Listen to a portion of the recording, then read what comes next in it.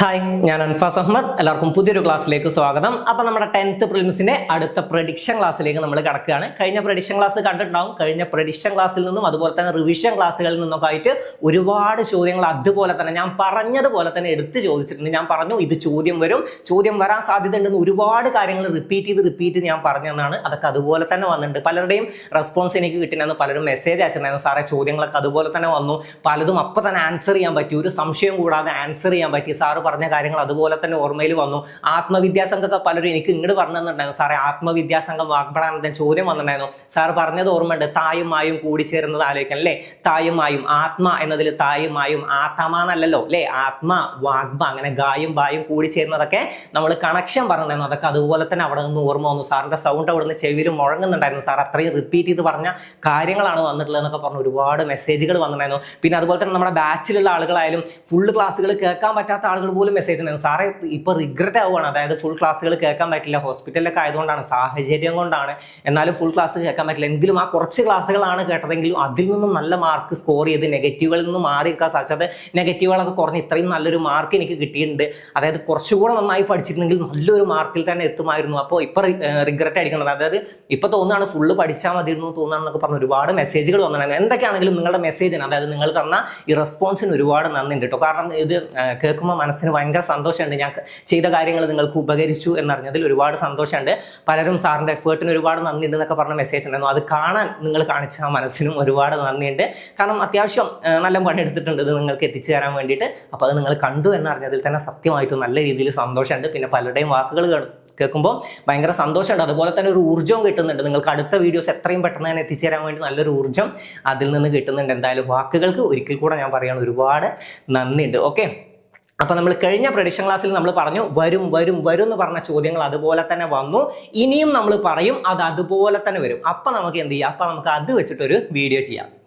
Okay, അപ്പൊ നമുക്ക് ഇന്നത്തെ ക്ലാസ്സിൽ ഇനി വരാൻ ചാൻസ് ഉള്ള, അതായത് കഴിഞ്ഞതിൽ വന്നത് തന്നെ ഇനി പലതും വരാൻ ചാൻസ് ഉണ്ട്. അതും ഞാൻ എങ്ങനെയൊക്കെ വരും എന്നും പറഞ്ഞുതരാം. എന്നാൽ അവിടെ മിസ്സായി പോയത് PSC സ്ഥിരം ചോദിക്കുന്ന ചില ഭാഗങ്ങൾ അവിടെ ഒഴിച്ചു നിർത്തിയിട്ടുണ്ട്. മേ ബി അത് അതായത് 3ഉം 4ഉം സ്റ്റേജുകൾക്കാവും. പിന്നെ രണ്ടാമത്തെ സ്റ്റേജ് ക്യാൻസൽ ആയി പോയിട്ടുണ്ട്, അതും ഇനി അടുത്ത എക്സാം വരാനുണ്ട്. അപ്പൊ ഇതിലേക്കൊക്കെ മാറ്റിവെച്ച കുറച്ച് ഭാഗങ്ങൾ ഉണ്ടാവും. എന്തായാലും നമുക്ക് പ്രെഡിക്റ്റ് ചെയ്യാം, നമുക്ക് ഏതൊക്കെ വരാൻ ചാൻസ് ഉണ്ട് നമുക്ക് ഇന്നത്തെ ക്ലാസ്സിൽ ഡിസ്കസ് ചെയ്യാം. പിന്നെ നമ്മുടെ LDC LGS ബാച്ചിന്റെ ഡീറ്റെയിൽസ് നമ്മൾ ഡിസ്ക്രിപ്ഷനിൽ കൊടുത്തിട്ടുണ്ട്. പലരും ആവശ്യപ്പെട്ട ഒരു ബാച്ച് കൂടെയാണ്. LGSനും LDCക്കും രണ്ടിനും നമ്മൾ ബാച്ച് സ്റ്റാർട്ട് ചെയ്തിട്ടുണ്ട്. പിന്നെ ഇനി നമ്മൾ സ്റ്റാർട്ട് ചെയ്യാനിരിക്കുന്നത് SCRT ബൂസ്റ്റർ ആണ്.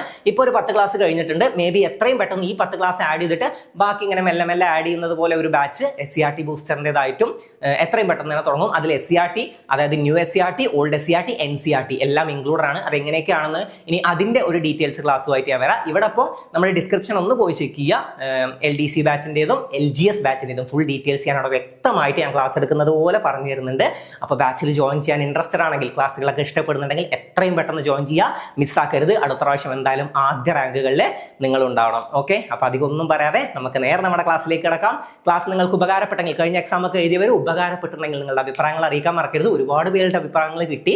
ഇനി അഭിപ്രായങ്ങൾ പറയാത്ത ആരെങ്കിലും ഉണ്ടെങ്കിൽ, നിങ്ങൾക്ക് ഉപകരിച്ചിട്ടുണ്ടെങ്കിൽ, നിങ്ങൾക്ക് ഉപകാരപ്പെട്ടിട്ടുണ്ടെങ്കിൽ, നിങ്ങൾക്ക് ക്ലാസ് ഇഷ്ടമായിട്ടുണ്ടെങ്കിൽ നിങ്ങളുടെ അഭിപ്രായങ്ങൾ അറിയിക്കാൻ മറക്കരുത്. ഇന്നത്തെ ക്ലാസ് കണ്ട് ഈ ക്ലാസ് നിങ്ങൾക്ക് ഉപകരിക്കുകയാണെങ്കിൽ ഈ ക്ലാസ്സിനെ കുറിച്ചും നിങ്ങൾക്ക് പോസിറ്റീവ് റെസ്പോൺസ് ആണെങ്കിൽ, നെഗറ്റീവ് ആണെങ്കിലും, ക്ലാസ് ഉപകാരപ്പെട്ടില്ലെങ്കിൽ അതും അറിയിക്കണം. ക്ലാസ് ഉപകാരപ്പെടുന്നുണ്ടെങ്കിൽ, നിങ്ങൾക്ക് ഇഷ്ടമാവുന്നുണ്ടെങ്കിൽ തീർച്ചയായിട്ടും നിങ്ങളുടെ അഭിപ്രായങ്ങൾ അറിയിക്കുക. അപ്പം അധികം ഒന്നും പറയുന്നില്ല, നമുക്ക് നേരെ നമ്മുടെ ക്ലാസ്സിലേക്ക് കിടക്കാം.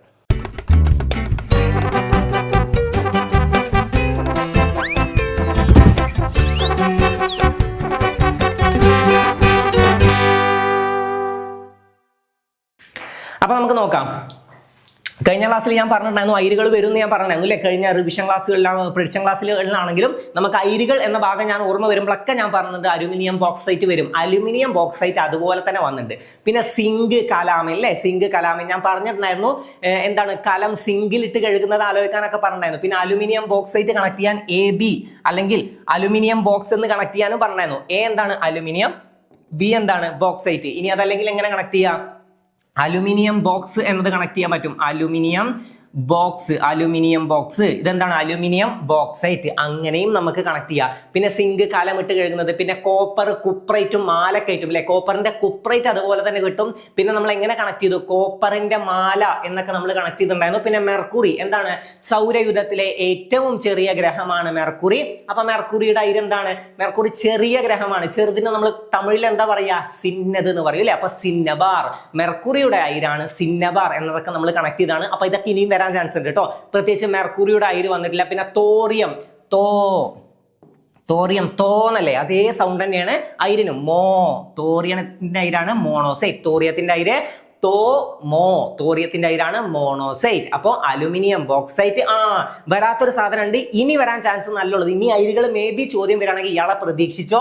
ഏതാണ്, HI എന്ന് നമ്മൾ കണക്ട് ചെയ്തിട്ടുണ്ടായിരുന്നു. എന്താണ് HI, iron haematite, iron haematite ആണ്. ഓക്കെ, അലുമിനിയത്തിന്റെ മീൻസ് അയിരുകളുടെ ചോദ്യത്തിൽ വരാത്ത ഒരാളുണ്ട്, ഇത് വരും.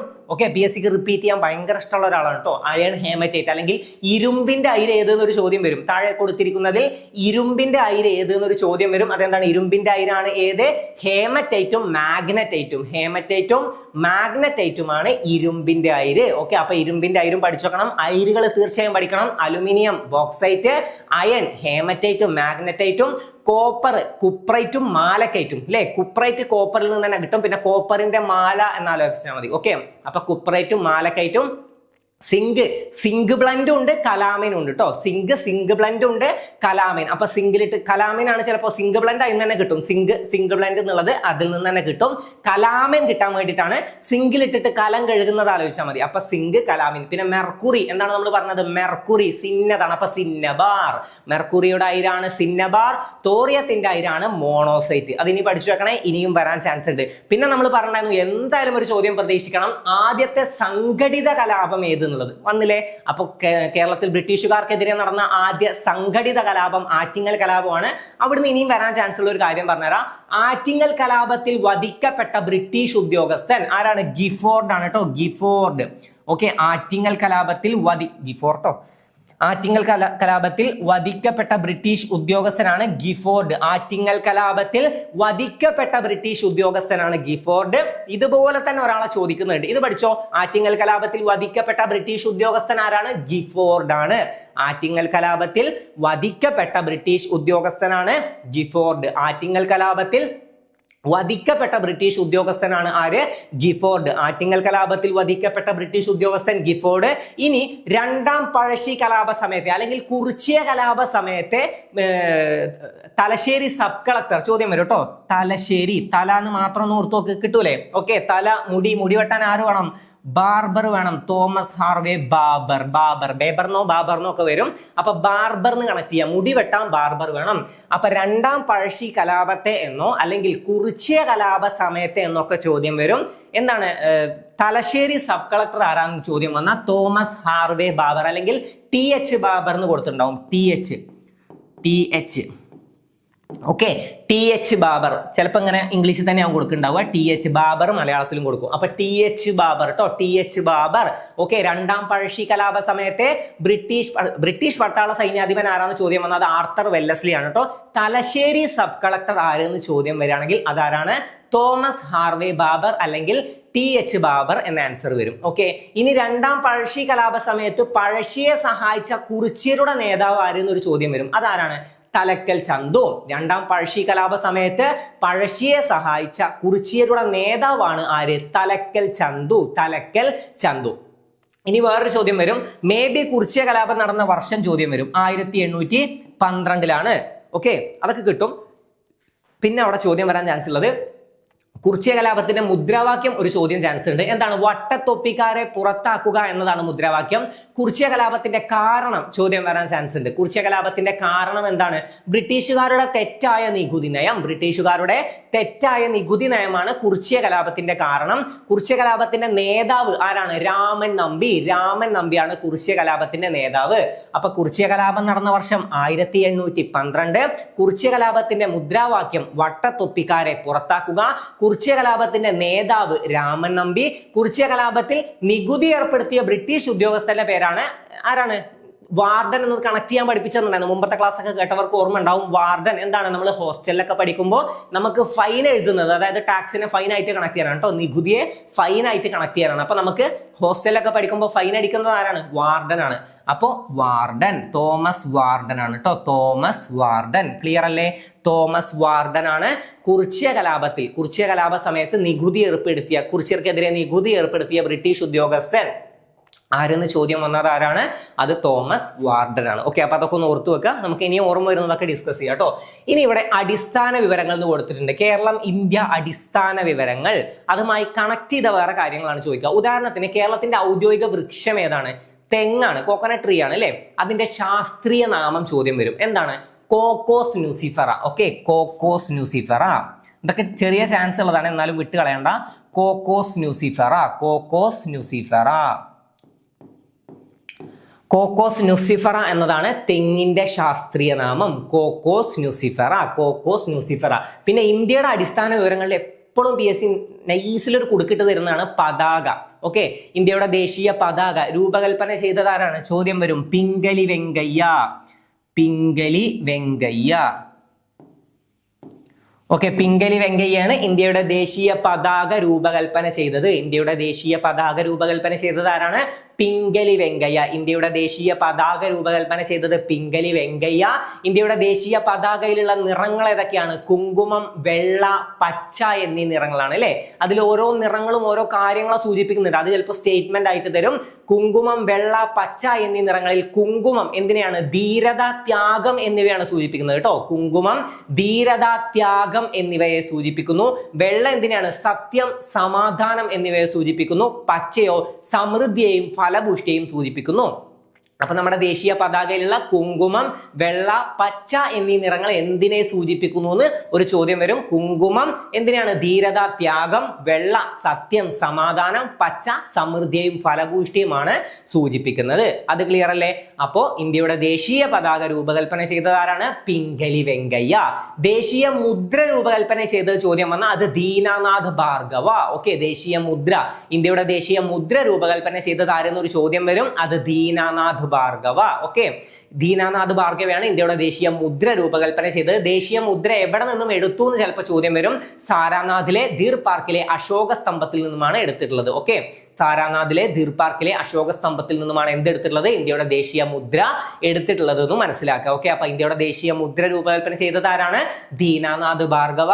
ദേശീയ പതാക രൂപകൽപ്പന ചെയ്തത് ആരെന്ന് ചോദ്യം വന്നത് ആരാണ്? പിംഗലി വെങ്കയ്യ.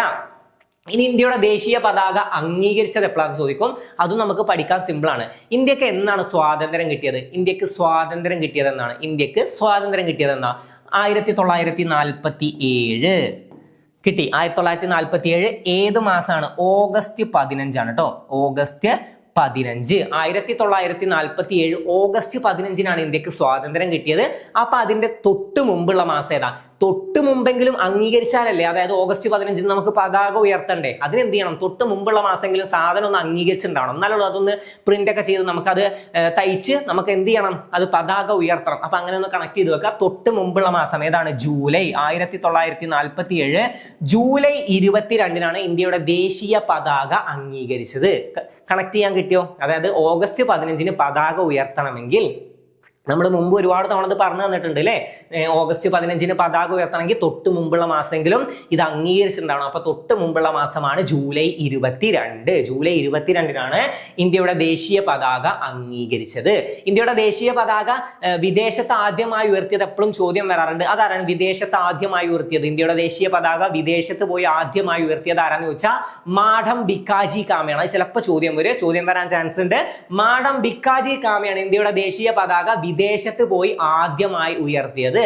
ഇന്ത്യയുടെ ദേശീയ പതാക വിദേശത്ത് പോയി ആദ്യമായി ഉയർത്തിയത് ആരെന്ന് ചോദ്യം വന്നത് ആരാണ്? മാഡം ഭിക്കാജി കാമ. മാഡം ഭിക്കാജി കാമയാണ് ഇന്ത്യയുടെ മകൾ എന്നറിയപ്പെടുന്നത്. ഇന്ത്യയുടെ മകൾ എന്നറിയപ്പെടുന്ന ഒരു ചോദ്യം വന്നാൽ വേഗം കൺഫ്യൂഷൻ ആവും. എല്ലാവരും പോയിട്ട് ചിലപ്പോൾ ഇന്ദിരാഗാന്ധിയെ കറപ്പിക്കും. ഓപ്ഷൻ എയിൽ ആര് കിടക്കുന്നുണ്ടാവും?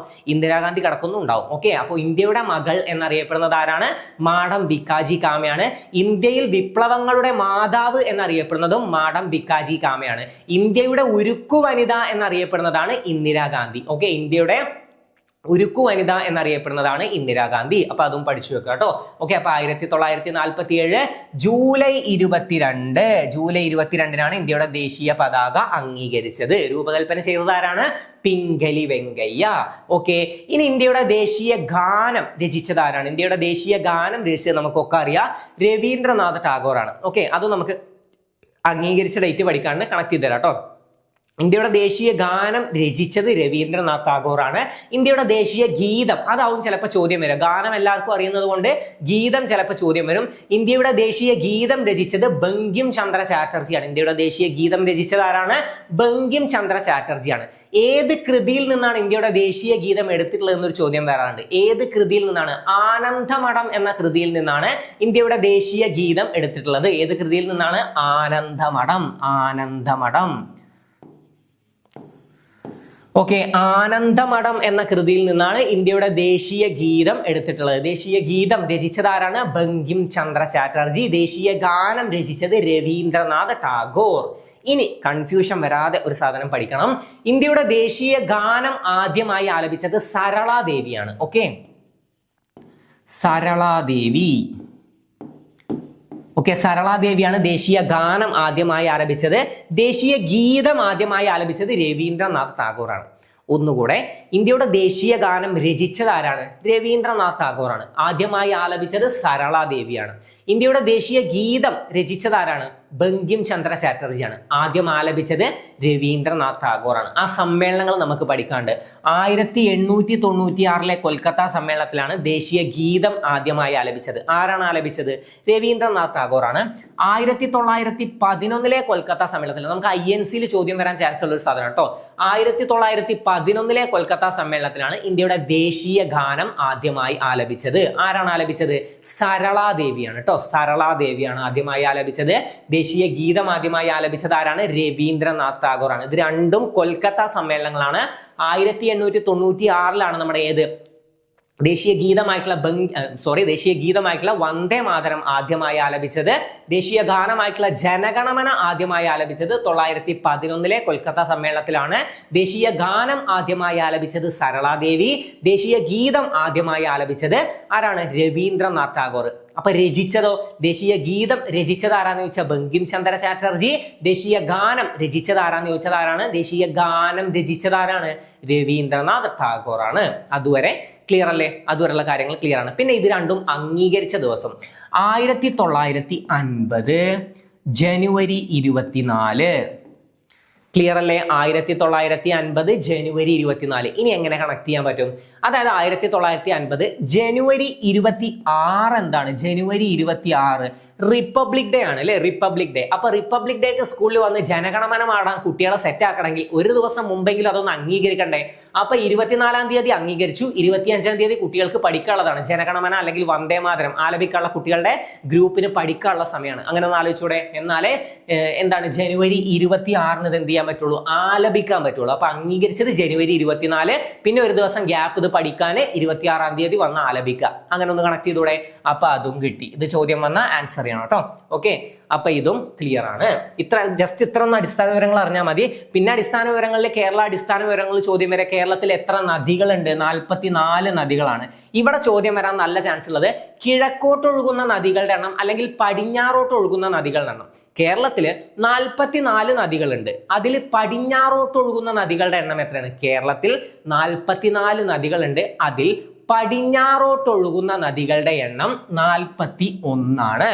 അപ്പൊ കിഴക്കോട്ട് ഒഴുകുന്നത് കിട്ടിയല്ലോ, 3 നദികളാണ്. ഇനി വേറൊരു ചോദ്യം വരാൻ ചാൻസ് ഉണ്ട്. താഴെ തന്നിരിക്കുന്നതിൽ കേരളത്തിൽ കിഴക്കോട്ട് ഒഴുകുന്ന നദികളിൽ പെടാത്തത് ഏത് എന്നൊരു ചോദ്യം വരും. കിഴക്കോട്ട് ഒഴുകുന്ന നദികളിൽ പെടാത്ത നദി ഏതാണ്? അതിനെന്ത് ചെയ്യണം? കിഴക്കോട്ട് ഒഴുകുന്ന ഈ 3 നദികൾ അറിയണം. ഏതൊക്കെയാണ്? കബനി, ഭവാനി, പാമ്പാർ. കബനി, ഭവാനി, പാമ്പാർ എന്നീ നദികളാണ് കേരളത്തിൽ കിഴക്കോട്ട് ഒഴുകുന്ന 3 നദികൾ. ബാക്കി 41 നദികൾ പടിഞ്ഞാറോട്ടാണ് ഒഴുകുന്നത്. പിന്നെ നദികളുടെ ഭാഗത്തു നിന്നും ചോദ്യം വരാൻ ചാൻസ് ഉള്ളത് ഏറ്റവും വലിയ നദി. ചോദ്യം വന്നിട്ടുണ്ട്, നമ്മൾ മുമ്പ് പറഞ്ഞിട്ടുണ്ടായിരുന്നു. വലുതിന് നമ്മൾ പെരിയത് എന്ന് പറയും അല്ലെ? അപ്പൊ പെരിയത്, പെരിയാർ. കേരളത്തിലെ ഏറ്റവും വലിയ നദി പെരിയാറാണ്. കേരളത്തിലെ ഏറ്റവും വലിയ 2ാമത്തെ നദിയാണ് ഭാരതപ്പുഴ. ഭാരതപ്പുഴയെ കുറിച്ച് ചോദ്യം വരാൻ ചാൻസ് ഉണ്ടെങ്കിൽ അത് ഇങ്ങനെയാവും: നിള അല്ലെങ്കിൽ പേരാർ, പൊന്നാനിപ്പുഴ, ശോകനാശിനി പുഴ, ഇങ്ങനെയൊക്കെ, അല്ലെങ്കിൽ കേരളത്തിന്റെ നൈൽ എന്നറിയപ്പെടുന്ന നദി ഏത്, ഇങ്ങനെയൊക്കെ വിശേഷണങ്ങളുള്ള നദിയായിട്ടാണ് ചോദ്യം വരിക. നിള എന്നറിയപ്പെടുന്ന നദി ഏതാണ്? ഭാരതപ്പുഴയാണ് കേട്ടോ. നിള എന്നറിയപ്പെടുന്ന നദി ഭാരതപ്പുഴയാണ്. കേരളത്തിന്റെ നൈൽ എന്നറിയപ്പെടുന്ന നദിയാണ് ഏത്? കേരളത്തിന്റെ നൈൽ എന്നറിയപ്പെടുന്ന നദിയാണ് ഭാരതപ്പുഴ. ഈ ഭാരതപ്പുഴയുടെ തീരത്താണ് എന്ത് സ്ഥിതി ചെയ്യുന്നത്? കേരള കലാമണ്ഡലം സ്ഥിതി ചെയ്യുന്നത്. അപ്പൊ അതും ചോദ്യം വരും. ഓക്കെ, ഭാരതപ്പുഴയുടെ തീരത്ത് സ്ഥിതി ചെയ്യുന്നത്, താഴെ കൊടുത്തിരിക്കുന്നത് ഏത് എന്നൊക്കെ ചോദ്യം വന്ന പ്രശസ്തമായ കേരള കലാമണ്ഡലം സ്ഥിതി ചെയ്യുന്നത് എവിടെയാണ്? ഭാരതപ്പുഴയുടെ തീരത്താണ്. അപ്പൊ അതും ചോദ്യം വരാൻ ചാൻസ് ഉണ്ട്. ഓക്കെ, അപ്പൊ നിള, പേരാർ, പൊന്നാനിപ്പുഴ എന്നൊക്കെ അറിയപ്പെടുന്നത് ഏതാണ്? ഭാരതപ്പുഴയാണ്. കേരളത്തിന്റെ നൈൽ എന്നറിയപ്പെടുന്നതും ഭാരതപ്പുഴയാണ്. പിന്നെ ചോദ്യം വരാൻ ചാൻസ് ഉള്ളത് പമ്പയുടെ ദാനം എന്നറിയപ്പെടുന്ന സ്ഥലം ഏതെന്ന് ചിലപ്പോൾ ചോദിക്കും കേട്ടോ. പമ്പയുടെ ദാനം എന്നറിയപ്പെടുന്ന സ്ഥലമാണ് കുട്ടനാട്. ഓക്കെ, പമ്പയുടെ ദാനം എന്നറിയപ്പെടുന്ന സ്ഥലം ഏതാണ്? കുട്ടനാടാണ് കേട്ടോ. പമ്പയുടെ ദാനം എന്നറിയപ്പെടുന്ന സ്ഥലം ഏതാണ്? കുട്ടനാടാണ്. പമ്പയുടെ ദാനം കുട്ടനാട്. പമ്പയുടെ ദാനം കുട്ടനാട്. ക്ലിയർ അല്ലേ? പമ്പയുടെ ദാനം എന്നറിയപ്പെടുന്നത് കുട്ടനാട്. കേരളത്തിന്റെ നെല്ലറ എന്നറിയപ്പെടുന്ന സ്ഥലം കുട്ടനാടാണ്. കേരളത്തിലെ നെല്ലറ എന്നറിയപ്പെടുന്ന ജില്ല പാലക്കാടാണ്. അതും ക്ലിയർ അല്ലേ? കേരളത്തിന്റെ നെല്ലറ എന്നറിയപ്പെടുന്ന സ്ഥലം ഏതാണ്? കുട്ടനാടാണ്. നെല്ലറ എന്നറിയപ്പെടുന്ന ജില്ല ഏതാണ്? പാലക്കാട് ജില്ലയാണ്. ഓക്കെ, അപ്പൊ അടിസ്ഥാനം അത്ര എന്ന് അറിഞ്ഞു വെക്കാം. 41 നദികള് എന്താണ്? പടിഞ്ഞാറോട്ടാണ്. 3 നദികൾ കിഴക്കോട്ടാണ് ഒഴുകുന്നത് കേട്ടോ. അപ്പൊ അത്രയ്ക്ക് എന്തായാലും അറിഞ്ഞു വെക്കാം. ഓക്കെ, പിന്നെ 100 കിലോമീറ്ററിൽ കൂടുതലുള്ളത് 11 നദികളാണ്. കേരളത്തിൽ 100 കിലോമീറ്ററിൽ കൂടുതലുള്ള നദികൾ എത്രയാണ്? 11 പിന്നെ ഒരു ചോദ്യം വരും, കേരളത്തിലെ ഏറ്റവും കൂടുതൽ നദികൾ ഒഴുകുന്ന ജില്ല അല്ലെങ്കിൽ നദികളുടെ നാട് എന്നറിയപ്പെടുന്ന ജില്ല ഏതാണ്? അത് കാസർഗോഡാണ്. 12 നദികളാണ് കാസർഗോഡ് ജില്ലയിലൂടെ ഒഴുകുന്നത്. ഓക്കെ, കാസർഗോഡ് ജില്ലയിലൂടെ ഒഴുകുന്ന നദികളുടെ എണ്ണം 12 100 കിലോമീറ്ററിൽ കൂടുതലാണ് 11 നദികൾ. കാസർഗോഡ് ജില്ലയിലൂടെ 12 നദികൾ. നദികളുടെ നാട് എന്നറിയപ്പെടുന്നതും സപ്തഭാഷാ സംഘഭൂമി എന്നൊക്കെ അറിയപ്പെടുന്നത് ഏതാണ്? അത് കാസർഗോഡാണ് കേട്ടോ. കാസർഗോഡാണ് നദികളുടെ നാട് എന്നും സപ്തഭാഷാ സംഘഭൂമി എന്നും ഒക്കെ അറിയപ്പെടുന്നത്. പിന്നെ നമ്മുടെ കായലുകളെ ചിലപ്പോൾ ചോദ്യം വരും. കായലുകൾ ഞാൻ അതിൽ ഉൾപ്പെടുത്തിയിട്ടുണ്ട്. കായലുകൾ എന്ന ഭാഗം, അതായത് നദികളിൽ നിന്ന് ഒരു ചോദ്യം വന്നതുകൊണ്ട് കായലുകളിൽ നിന്ന് എങ്ങനെ ചോദ്യം വരുന്നു കൂടെ ഞാൻ വ്യക്തമായിട്ട് പറഞ്ഞുതരാം. 34 കായലുകളാണുള്ളത്. ഇത് ബേസിക് ആണ്, ഒന്ന് അറിഞ്ഞു വെച്ചാൽ മതി. 34 കായലുകളാണുള്ളത്. അതിൽ കടലുമായി നേരിട്ട് ബന്ധമുള്ളത് 27, ബാക്കി 7 എന്താണ്? ബന്ധമില്ലാത്തതാണ്. ഓക്കെ, 27 കായലുകൾക്കാണ് കടലുമായി നേരിട്ട് കണക്ഷൻ ഉള്ളത്. ഇല്ലാത്തത് 7, ബാക്കി 7 ഇല്ല. ഓക്കെ, അപ്പൊ അത്ര ഒന്ന് ജസ്റ്റ് അറിഞ്ഞു വെക്കുക. ഇനി ചോദ്യം വരാൻ ചാൻസ് ഉള്ളത് കേരളത്തിലെ ഏറ്റവും വലിയ കായൽ ഒരു ചോദ്യം വരും. അപ്പൊ ഇങ്ങനെ ഓർത്തോ, വലുത് എന്നതിന് നമ്മൾ വാ എന്ന് പറയും. അത് കഴിഞ്ഞ ക്ലാസ്സിൽ നമ്മൾ പറഞ്ഞു എന്നാണ് എൻ്റെ ഒരു ഓർമ്മ. വലുത് എന്നതിന് നമ്മൾ വാ വെച്ചിട്ടാണ് അല്ലെ? വലുത് വാ വെച്ച് തന്നെ തുടങ്ങുന്ന വേമ്പനാട്ട് കായലാണ്. ഇനി ഏറ്റവും വലിയ ശുദ്ധജല തടാകമാണെങ്കിൽ ശുദ്ധജലം ഷാ വെച്ച് തുടങ്ങുന്ന ശാസ്താംകോട്ട തന്നെയാണ്. ഓക്കെ, അപ്പൊ ഏറ്റവും വലിയ ശുദ്ധജല തടാകം ചോദ്യം വരികയാണെങ്കിൽ ശാസ്താംകോട്ട, വലുത് മാത്രം ചോദിക്കുകയാണെങ്കിൽ അത് വേമ്പനാട്ടുകായൽ. ഓക്കെ, പിന്നെ നമുക്ക് ചിലപ്പോൾ ചോദ്യം വരാൻ ചാൻസ് ഉണ്ട് വേമ്പനാട്ടുകായലിൽ ചെന്ന് പതിക്കുന്ന നദികൾ ഏതൊക്കെയാണെന്ന്. വേമ്പനാട്ടുകായലിൽ ചെന്ന് പതിക്കുന്ന നദികളുണ്ട്. ഏതൊക്കെയാണ്? മീനയുടെ അച്ഛൻ മാല വാങ്ങാൻ പമ്പയും പെരിയാറും കടന്ന് മൂവാറ്റുപുഴ പോയി. മീനച്ചിലാർ. അച്ഛൻ കോവിലാർ. മാല വാങ്ങാൻ പമ്പ, പെരിയാർ. പമ്പയും പെരിയാറും കടന്ന് എവിടെ പോയി? മൂവാറ്റുപുഴ പോയി. ഈ 5 എണ്ണം പഠിച്ചു വെക്കുക. മീനച്ചിലാർ, അച്ഛൻ കോവിലാർ, പിന്നെ പമ്പ, പെരിയാർ, പിന്നെ എന്താണ്? മൂവാറ്റുപുഴക്കാണ് പോയത്. അപ്പൊ മൂവാറ്റുപുഴ. ഓക്കെ, ഈ 5 നദികളാണ് എന്ത്? വേമ്പനാട്ടുകായലിൽ ചെന്ന് പതിക്കുന്ന നദികൾ. ഏറ്റവും വലിയ ശുദ്ധജല തടാകം കിട്ടി ശാസ്താംകോട്ടക്കായൽ. കായലുകളുടെ രാജ്ഞി എന്നറിയപ്പെടുന്ന കായലാണ് ഏത്? ശാസ്താംകോട്ട കായൽ. നമ്മൾ മുമ്പ് പഠിച്ചിട്ടുണ്ട് അല്ലെ? കായലുകളുടെ രാജ്ഞി എന്നറിയപ്പെടുന്ന കായൽ. അപ്പൊ രാജ്ഞി എവിടെയാണ് ഉണ്ടാവുക? കോട്ടയിലാണ് ഉണ്ടാവുക. കണക്റ്റ് ആണ്. ഓക്കെ, ശാസ്താംകോട്ട കായലാണ് ശാസ്താംകോട്ട. അപ്പൊ രാജ്ഞി, കായലുകളുടെ രാജ്ഞി എന്നറിയപ്പെടുന്നത്, കായലുകളുടെ രാജ്ഞി. അപ്പൊ രാജ്ഞി എവിടെ ഉണ്ടാവും? കോട്ടയിൽ ഉണ്ടാവും. ഓക്കെ, ശാസ്താംകോട്ട കായൽ കായലുകളുടെ രാജ്ഞി എന്നറിയപ്പെടുന്നത്. ഇനി കോട്ടക്ക് നമ്മൾ ഇംഗ്ലീഷിൽ എന്ത് പറയും? ഫോർട്ട് എന്ന് പറയും അല്ലെ? ഫോർട്ട്. അപ്പൊ എഫ് ആകൃതിയിൽ കാണപ്പെടുന്ന കേരളത്തിലെ കായലാണ്. എഫ് ആകൃതിയിൽ കാണപ്പെടുന്ന കേരളത്തിലെ കായൽ, ഇംഗ്ലീഷ് അക്ഷരമാലയിലെ എഫ് ആകൃതിയിൽ കാണപ്പെടുന്ന കേരളത്തിലെ കായൽ ഏതെന്നൊരു ചോദ്യം വരും. അതേതാണ്? ശാസ്താംകോട്ട കായലാണ്. ഇംഗ്ലീഷ് അക്ഷരമാലയിലെ എഫ് ആകൃതിയിൽ കാണപ്പെടുന്ന കേരളത്തിലെ കായലാണ് ശാസ്താംകോട്ട കായൽ. ഓക്കെ, അപ്പൊ അതും കിട്ടി. എഫ് ആകൃതി ചോദ്യം വരും കേട്ടോ. പിന്നെ അഷ്ടമുടി കായലാണ്. പനയോല, നീരാളി എന്നിവയുടെ ആകൃതിയിൽ അഷ്ടമുടി കായൽ. Gateway to the backwaters of Kerala. Gateway to the backwaters of Kerala എന്നറിയപ്പെടുന്നത് ഏതാണ്? അഷ്ടമുടി കായലാണ്. Gateway to the backwaters of Kerala എന്നറിയപ്പെടുന്നത് അഷ്ടമുടി കായലാണ്. അഷ്ടമുടി കായലാണ് gateway to the backwaters of Kerala എന്നറിയപ്പെടുന്നത്. അത് ചിലപ്പോൾ ചോദ്യം വരും കേട്ടോ. Gateway to the backwaters of Kerala എന്നറിയപ്പെടുന്നത് താഴെ തന്നിരിക്കുന്നത് ഏത്, അല്ലെങ്കിൽ കേരളത്തിലെ കായലുകളിലേക്കുള്ള കവാടം എന്നറിയപ്പെടുന്നത് ഏതാണ്? അഷ്ടമുടി കായലാണ്. ചോദ്യം വരും, അഷ്ടമുടി കായലാണ് gateway to the backwaters of Kerala എന്നറിയപ്പെടുന്നത് അഷ്ടമുടി കായൽ. അപ്പൊ എഫ് ആകൃതിയിൽ കാണപ്പെടുന്നത് ഏതാണ്? അത് എഫ് ആകൃതി. ഫോർട്ട് ശാസ്താംകോട്ട കായലാണ് എഫ് ആകൃതിയിൽ കാണപ്പെടുന്നത്. പനയോല, നീരാളി എന്നിവയുടെ ആകൃതിയിൽ കാണപ്പെടുന്നതാണ് അഷ്ടമുടി കായൽ. അഷ്ടമുടി കായൽ. ഓക്കെ, അപ്പൊ അത്രയും കാര്യങ്ങൾ ക്ലിയർ ആണ്.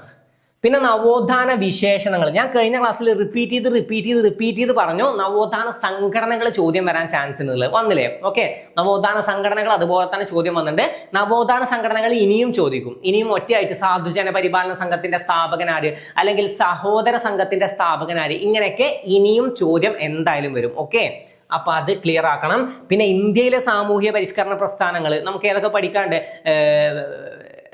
സമത്വ സമാജം നമുക്ക് കേരളത്തിൽ പഠിക്കണം. സമത്വ സമാജം ഞാൻ പറഞ്ഞിട്ടുണ്ടായിരുന്നു, പഠിക്കണം. സമം കണ്ട സമപന്തി ഭോജനം സമത്വ സമാജമാരാണ്, വൈകുണ്ഠ സ്വാമികളാണ്. അതൊക്കെ നമ്മൾ പഠിച്ചിട്ടുണ്ട്.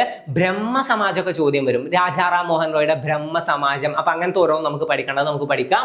ഇവിടെ നവോത്ഥാന വിശേഷണങ്ങൾ, ഈ നവോത്ഥാനവുമായി ബന്ധപ്പെട്ട എന്തായാലും ചോദ്യം ഇനിയും പ്രതീക്ഷിക്കണം. നവോത്ഥാന വിശേഷണങ്ങളിൽ ഏറ്റവും കൂടുതൽ വരാൻ ചാൻസ് ഉള്ളത് ചട്ടമ്പി സ്വാമികളാണ്. ചട്ടമ്പി സ്വാമികളുടെ കൃതി ചോദിക്കും ഞാൻ പറഞ്ഞായിരുന്നു. കൃതി അതുപോലെ തന്നെ ചോദിച്ചിട്ടുണ്ട്. ചട്ടമ്പി സ്വാമികളുടെയും ശ്രീനാരായണ ഗുരുവിന്റെയും കൃതികൾ പഠിക്കണം. അതുപോലെ തന്നെ വൈകുണ്ഠ സ്വാമികളുടെ 2 കൃതികൾ അഖിലത്തിരുട്ട് അമ്മാനെ അരുളുന്നു ഞാൻ പറഞ്ഞെന്ന് ഓർമ്മ ഉണ്ടാവും, അതും അതുപോലെ തന്നെ വന്നിട്ടുണ്ട്. ഓക്കെ, അപ്പൊ ചട്ടമ്പി സ്വാമികളുടെയും അതുപോലെ തന്നെ ശ്രീനാരായണ ഗുരുവിന്റെയും കൃതികൾ എന്തായാലും ഇനി അറിഞ്ഞു വെച്ചോ, ഇനിയും ചോദ്യം വരും. ഓക്കെ, പിന്നെ വിശേഷണങ്ങൾ പഠിക്കുമ്പോൾ ഏറ്റവും പ്രധാനമായും പഠിക്കേണ്ടത്, ഇനി ചോദ്യം വരാൻ നല്ല ചാൻസ് ഉള്ളത് ആരാണ്? ചട്ടമ്പി സ്വാമികളുടേതാണ്. 1 സർവ്വവിദ്യാധിരാജൻ, ബാലഭട്ടാരകൻ, ശ്രീ ഭട്ടാരകൻ, കാവ്യവും കമണ്ഡലവും ഇല്ലാത്ത സന്യാസി, കാഷായം ധരിക്കാത്ത സന്യാസി എന്നൊക്കെ അറിയപ്പെടുന്നതാണ്. ഷൺമുഖദാസൻ എന്നൊക്കെ അറിയപ്പെടുന്നതാരാണ്? ചട്ടമ്പി സ്വാമികളാണ്. ചട്ടമ്പി സ്വാമികളുടെ വിശേഷണം ഏതെങ്കിലും ഒന്ന് ചോദ്യം വരും. സർവ്വവിദ്യാധിരാജൻ എന്നറിയപ്പെടുന്നത് ആരെന്ന് ചിലപ്പോൾ ചോദിക്കും. ബാലഭട്ടാരകൻ, ശ്രീ ഭട്ടാരകൻ, അല്ലെങ്കിൽ ഇങ്ങനെ ചോദ്യം വരും. കാവ്യവും കമണ്ഡലവും ഇല്ലാത്ത സന്യാസി എന്നറിയപ്പെടുന്നത് ആരെന്ന് ചോദ്യം വരും. ആരാണ്? ചട്ടമ്പി സ്വാമികളാണ്. പിന്നെ കാഷായം ധരിക്കാത്ത സന്യാസി, പിന്നെ ഷൺമുഖദാസൻ എന്നറിയപ്പെടുന്നത് ആരെന്ന് ചോദ്യം വന്നാലും ആരാണ്? അത് ചട്ടമ്പി സ്വാമികളാണ്. പിന്നെ ആരുടെ യഥാർത്ഥ നാമമാണ് അയ്യപ്പൻ എന്ന് ചിലപ്പോൾ ചോദിക്കും. അല്ലെങ്കിൽ ചട്ടമ്പി സ്വാമികളുടെ യഥാർത്ഥ നാമം എന്തെന്ന് ചോദിക്കും. എന്താണ്? അയ്യപ്പൻ. ചട്ടമ്പി സ്വാമികളുടെ യഥാർത്ഥ നാമം അയ്യപ്പൻ എന്നതാണ്. ചട്ടമ്പി സ്വാമികളുടെ ബാല്യകാല നാമം ചിലപ്പോൾ ചോദ്യം വരികയാണെങ്കിൽ അതെന്താണ്? കുഞ്ഞൻ പിള്ള എന്നാണ്. അപ്പൊ ആരുടെ ബാല്യകാല നാമമാണ് കുഞ്ഞൻ പിള്ള?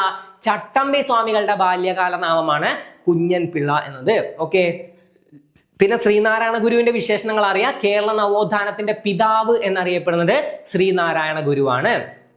കേരള നവോത്ഥാനത്തിന്റെ പിതാവ് എന്നറിയപ്പെടുന്ന ആരാണ്? ശ്രീനാരായണ ഗുരു. നാണുവാശാൻ എന്ന വിളിപ്പേരുള്ള നവോത്ഥാന നായകൻ അല്ലെ, നാണുവാശാൻ എന്ന വിശേഷണമുള്ള നവോത്ഥാന നായകൻ ആരെന്ന് ചോദ്യം വരും. നാണുവാശാൻ എന്നറിയപ്പെടുന്ന ആരാണ്? നാണുആശാൻ എന്നറിയപ്പെടുന്നത് ആരാണ്? നാണുആശാൻ എന്നറിയപ്പെടുന്ന നവോത്ഥാന നായകനാണ് ശ്രീനാരായണ ഗുരു. 2ാം ബുദ്ധൻ നമ്മൾ മുമ്പ് പറഞ്ഞിട്ടുണ്ട്. ജി ശങ്കരക്കുറുപ്പാണ് ശ്രീനാരായണ ഗുരുവിനെ 2ാം ബുദ്ധൻ എന്ന് വിശേഷിപ്പിച്ചത് അല്ലെ. ശ്രീനാരായണ ഗുരുവിനെ 2ാം ബുദ്ധൻ എന്ന് വിശേഷിപ്പിച്ചത് ആരെന്ന് ഇനി ചിലപ്പോൾ ചോദ്യം വരാൻ ചാൻസ് ഉണ്ട്. നമ്മൾ പഠിച്ചു 2ാം ബുദ്ധൻ എന്നറിയപ്പെടുന്നത്, ചോദ്യം വന്നിട്ടുണ്ട് അല്ലെ, ചോദ്യം വന്നില്ല, പ്രാവശ്യം ചോദ്യം വന്നു. 2ാം ബുദ്ധൻ എന്നറിയപ്പെടുന്നത് ശ്രീനാരായണ ഗുരുവാണ്. ശ്രീനാരായണ ഗുരുവിനെ 2ാം ബുദ്ധൻ എന്ന് വിശേഷിപ്പിച്ചത് ആരാണ്? ജി ശങ്കരക്കുറുപ്പ്. ജി ശങ്കരക്കുറുപ്പ് കേട്ടാൽ നമ്മൾ അപ്പൊ തന്നെ പോയിട്ട് ജ്ഞാനപീഠം പഠിക്കണം. 1965 ആദ്യമായി ജ്ഞാനപീഠം ലഭിച്ച വ്യക്തിയാണ് ജി ശങ്കരക്കുറുപ്പ്. അല്ലെങ്കിൽ ആദ്യം ജ്ഞാനപീഠം ലഭിച്ച മലയാളി എന്ന് ചോദ്യം വന്നാലും ജി ശങ്കരക്കുറുപ്പ്. അടുത്തത് 1980 എസ് കെ പൊറ്റക്കാട്, 1984 തകഴി. ഈ 3 കിട്ടിയോ? അപ്പൊ 1965 G Sankara Kurup, 80 S K Pottekkatt. ആദ്യമായിട്ടൊരു നോവലിസ്റ്റ് ജ്ഞാനപീഠം നേടുന്നത് എസ് കെ പൊറ്റക്കാട് കേട്ടോ, 80 ഒരു നോവലിന് ആദ്യമായി ജ്ഞാനപീഠം ലഭിക്കുന്ന വർഷം ഏതെന്ന് ചോദ്യം വന്ന 1980 ആണ്. അല്ലെങ്കിൽ ഒരു നോവലിന് ആദ്യമായി ജ്ഞാനപീഠം നേടിയത് താഴെ കൊടുത്തിരിക്കുന്നതിൽ അല്ലെങ്കിൽ ആദ്യ നോവലിസ്റ്റ് ആരെന്നൊക്കെ ചോദ്യം വന്ന എസ് കെ പൊറ്റക്കാടാണ് കേട്ടോ. എസ് കെ പൊറ്റക്കാട് ചോദ്യം വരും. S K Pottekkatt. അല്ലെങ്കിൽ ഒരു ദേശത്തിന്റെ കഥ ആരുടെ കൃതിയാണെന്നൊരു ചോദ്യം വരും. ഒരു ദേശത്തിന്റെ കഥ, ഒരു തെരുവിന്റെ കഥ, പാതിര സൂര്യന്റെ നാട്ടിൽ, ഇതൊക്കെ എസ് കെ പൊറ്റക്കാടിന്റെ കൃതികളാണ്. എസ് കെ പൊറ്റക്കാടിന്റെ ആത്മകഥ ഒരു ചോദ്യം വരാൻ ചാൻസ് ഉണ്ട്. എസ് കെ പൊറ്റക്കാടിന്റെ ആത്മകഥ ആത്മകഥയാണ് എന്റെ വഴിയമ്പലങ്ങൾ. എന്റെ വഴിയമ്പലങ്ങൾ. VT ഭട്ടതിരിപ്പാടിന്റെ ആത്മകഥ ചോദ്യം വരാൻ ചാൻസ് ഉണ്ട്. കണ്ണീരും കിനാവും. VT ഭട്ടതിരിപ്പാടിന്റെ ആത്മകഥയാണ് കണ്ണീരും കിനാവും. VT ഭട്ടതിരിപ്പാട് കണ്ണീരും കിനാവും. അല്ലെങ്കിൽ അടുക്കളയിൽ നിന്ന് അരങ്ങത്തേക്ക് എന്ന നാടകം രചിച്ചതാരെന്ന് ചോദ്യം വരാൻ ചാൻസ് ഉണ്ട്. VT ഭട്ടതിരിപ്പാട്. നമ്മളത് കണക്ട് ചെയ്ത് പറഞ്ഞത് ആരെങ്കിലും ഓർക്കുന്നുണ്ടോ? അതായത് എപ്പോഴും ഈ അടുക്കളയിൽ കിടന്ന് ഇങ്ങനെ നരകിക്കലും അതാലോചിച്ച് കണ്ണീരും കിനാവും, ഇതാണ് എൻ്റെ യോഗം എന്ന് ഞാൻ പറഞ്ഞത് ഓർമ്മ ഉണ്ടോ? അതായത് എപ്പോഴും അടുക്കളയിൽ കിടന്ന് ഇങ്ങനെ നരകിക്കുക, പിന്നെ ഇതാലോചിച്ച് കണ്ണീരും കിനാവും, ഇതൊക്കെയാണ് എൻ്റെ യോഗം എന്നൊന്ന് ആലോചിച്ച് നോക്കോ. എപ്പോഴും അടുക്കളയിൽ കിടന്ന് നരകിക്കാൻ ആലോചിക്കണ്ട, എപ്പോഴും അടുക്കളയിൽ കിടന്ന് വെട്ടം തിരിയുക അല്ലേ? എപ്പോഴും അടുക്കളയിൽ കിടന്ന് വട്ടം തിരിയുക, പിന്നെ അതാലോചിച്ച് കണ്ണീരും കിനാവും, ഇതൊക്കെയാണ് എൻ്റെ യോഗം.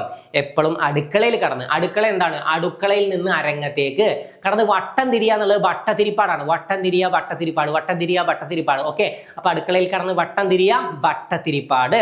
അടുക്കളയിൽ കിടന്ന് വട്ടം തിരിയലും പിന്നെ അത് ആലോചിച്ച് കണ്ണീരും കിനാവും അല്ലെ? കണ്ണീരും കിനാവും അദ്ദേഹത്തിന്റെ ആത്മകഥയാണ്. ഇതാണ് എൻ്റെ യോഗം. യോഗക്ഷേമ സഭ അദ്ദേഹം സ്ഥാപിച്ചതാണ് കേട്ടോ. യോഗക്ഷേമ സഭയുടെ സ്ഥാപകൻ ആരാന്ന് ചോദിച്ചാൽ VT ഭട്ടതിരിപ്പാട്. ഇത്രയും കാര്യങ്ങൾ കണക്ട് ആയോ? ഓക്കെ, അപ്പൊ 1965 ജ്ഞാനപീഠം ലഭിച്ചത്, ആദ്യമായി ജ്ഞാനപീഠം ലഭിച്ച മലയാളി ആര്, അല്ലെങ്കിൽ ആദ്യം ജ്ഞാനപീഠം ലഭിച്ചത് ആർക്കെന്ന് ചോദ്യം വരും. അതാർക്കാണ്? G ശങ്കരക്കുറുപ്പ്. രണ്ടാമത് SK പൊറ്റക്കാട്. മൂന്നാമത് തകഴിയാണ് കേട്ടോ. 84 തകഴിക്കാണ്. പിന്നെ ലഭിച്ചത് 95 MT നമുക്ക് പഠിക്കണ്ടേ? എന്നാണ് MT അന്തരിച്ചത്? 2024 ഡിസംബർ 25 MT വാസുദേവൻ നായർ അന്തരിച്ചത്. മരണാനന്തര ബഹുമതിയായി പത്മവിഭൂഷൺ ലഭിച്ച മലയാളി 2025 മരണാനന്തര ബഹുമതിയായി പത്മവിഭൂഷൺ ലഭിച്ചത് ആർക്കെന്നൊരു ചോദ്യം എന്തായാലും ഒന്ന് പ്രതീക്ഷിച്ച് പോയിക്കോ. അത് MT വാസുദേവൻ നായർക്കാണ്. ഓക്കെ, അപ്പൊ 2024 ഡിസംബർ 25 ചിലപ്പോൾ ഈ ഡേറ്റും ചോദിക്കും. 2024, 24, 25 അങ്ങനെ ഒന്ന് കണക്ട് ചെയ്ത് നോക്കോ. 2024 ഡിസംബർ 25 MT വാസുദേവൻ നായർ അന്തരിച്ചത്. അദ്ദേഹമാണ് നിളയുടെ കഥാകാരൻ എന്നറിയപ്പെടുന്നത് കേട്ടോ. നിളയുടെ കഥാകാരൻ എന്നറിയപ്പെടുന്ന ആരാണ്?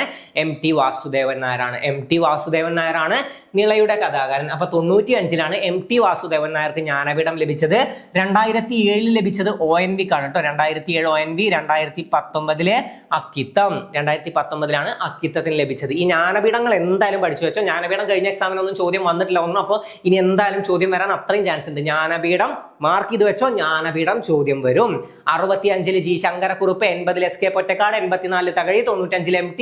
2007 ONV. 2019 അക്കിത്തം. ഇത്രയും ആളുകൾ, ഈ 6 ആളുകൾ എന്തായാലും നിങ്ങൾ അറിഞ്ഞിരിക്കണം. വർഷസഹിതം അറിഞ്ഞിരിക്കണം, ചോദ്യം വരും. ഓക്കെ, അപ്പൊ ജ്ഞാനപീഠം പഠിച്ചു വെക്കുക. ഇവിടെ നമ്മൾ പഠിച്ചിട്ടുണ്ടായിരുന്നത് G ശങ്കരക്കുറുപ്പാണ് ശ്രീനാരായണ ഗുരുവിനെ രണ്ടാം ബുദ്ധൻ എന്ന് വിശേഷിപ്പിച്ചത്. ശ്രീനാരായണ ഗുരുവായി കണക്ട് ചെയ്ത് എപ്പോഴും ചോദ്യം വരാൻ ചാൻസ് ഉള്ള ഒരു സാധനം ചോദ്യം വന്നിട്ടില്ല. 1888. എന്താണ് 1888? അരുവിപ്പുറം പ്രതിഷ്ഠ.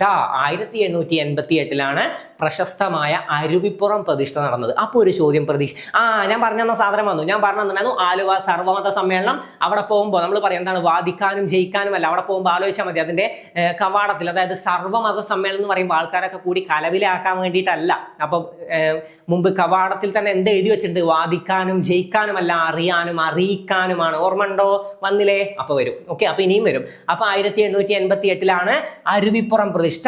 അരുവിപ്പുറം ക്ഷേത്രഭിത്തിയിൽ എഴുതി വെച്ചിട്ടുള്ളത് എന്താണ്? അരുവിപ്പുറം ക്ഷേത്രഭിത്തിയിൽ എന്താണ് എഴുതി വെച്ചിട്ടുള്ളത്? അരുവിപ്പുറം ക്ഷേത്രഭിത്തിയിൽ ജാതിഭേദം മതദ്വേഷം ഏതുമില്ലാതെ സർവരും സോദരദ്വേന വാഴുന്ന മാതൃകാ സ്ഥാനമാണിത് എന്ന് എഴുതി വെച്ചിട്ടുള്ളത് എവിടെയാണ്? അരുവിപ്പുറം ക്ഷേത്രഭിത്തിയിലാണ് കേട്ടോ. അരുവിപ്പുറം ക്ഷേത്രഭിത്തിയിലാണ് എഴുതി വെച്ചിട്ടുള്ളത്. ഓക്കെ, എന്താണ്? ജാതിഭേദം മതദ്വേഷം ഏതുമില്ലാതെ സർവരും സോദരദ്വേന വാഴുന്ന മാതൃകാ സ്ഥാനമാണിത്.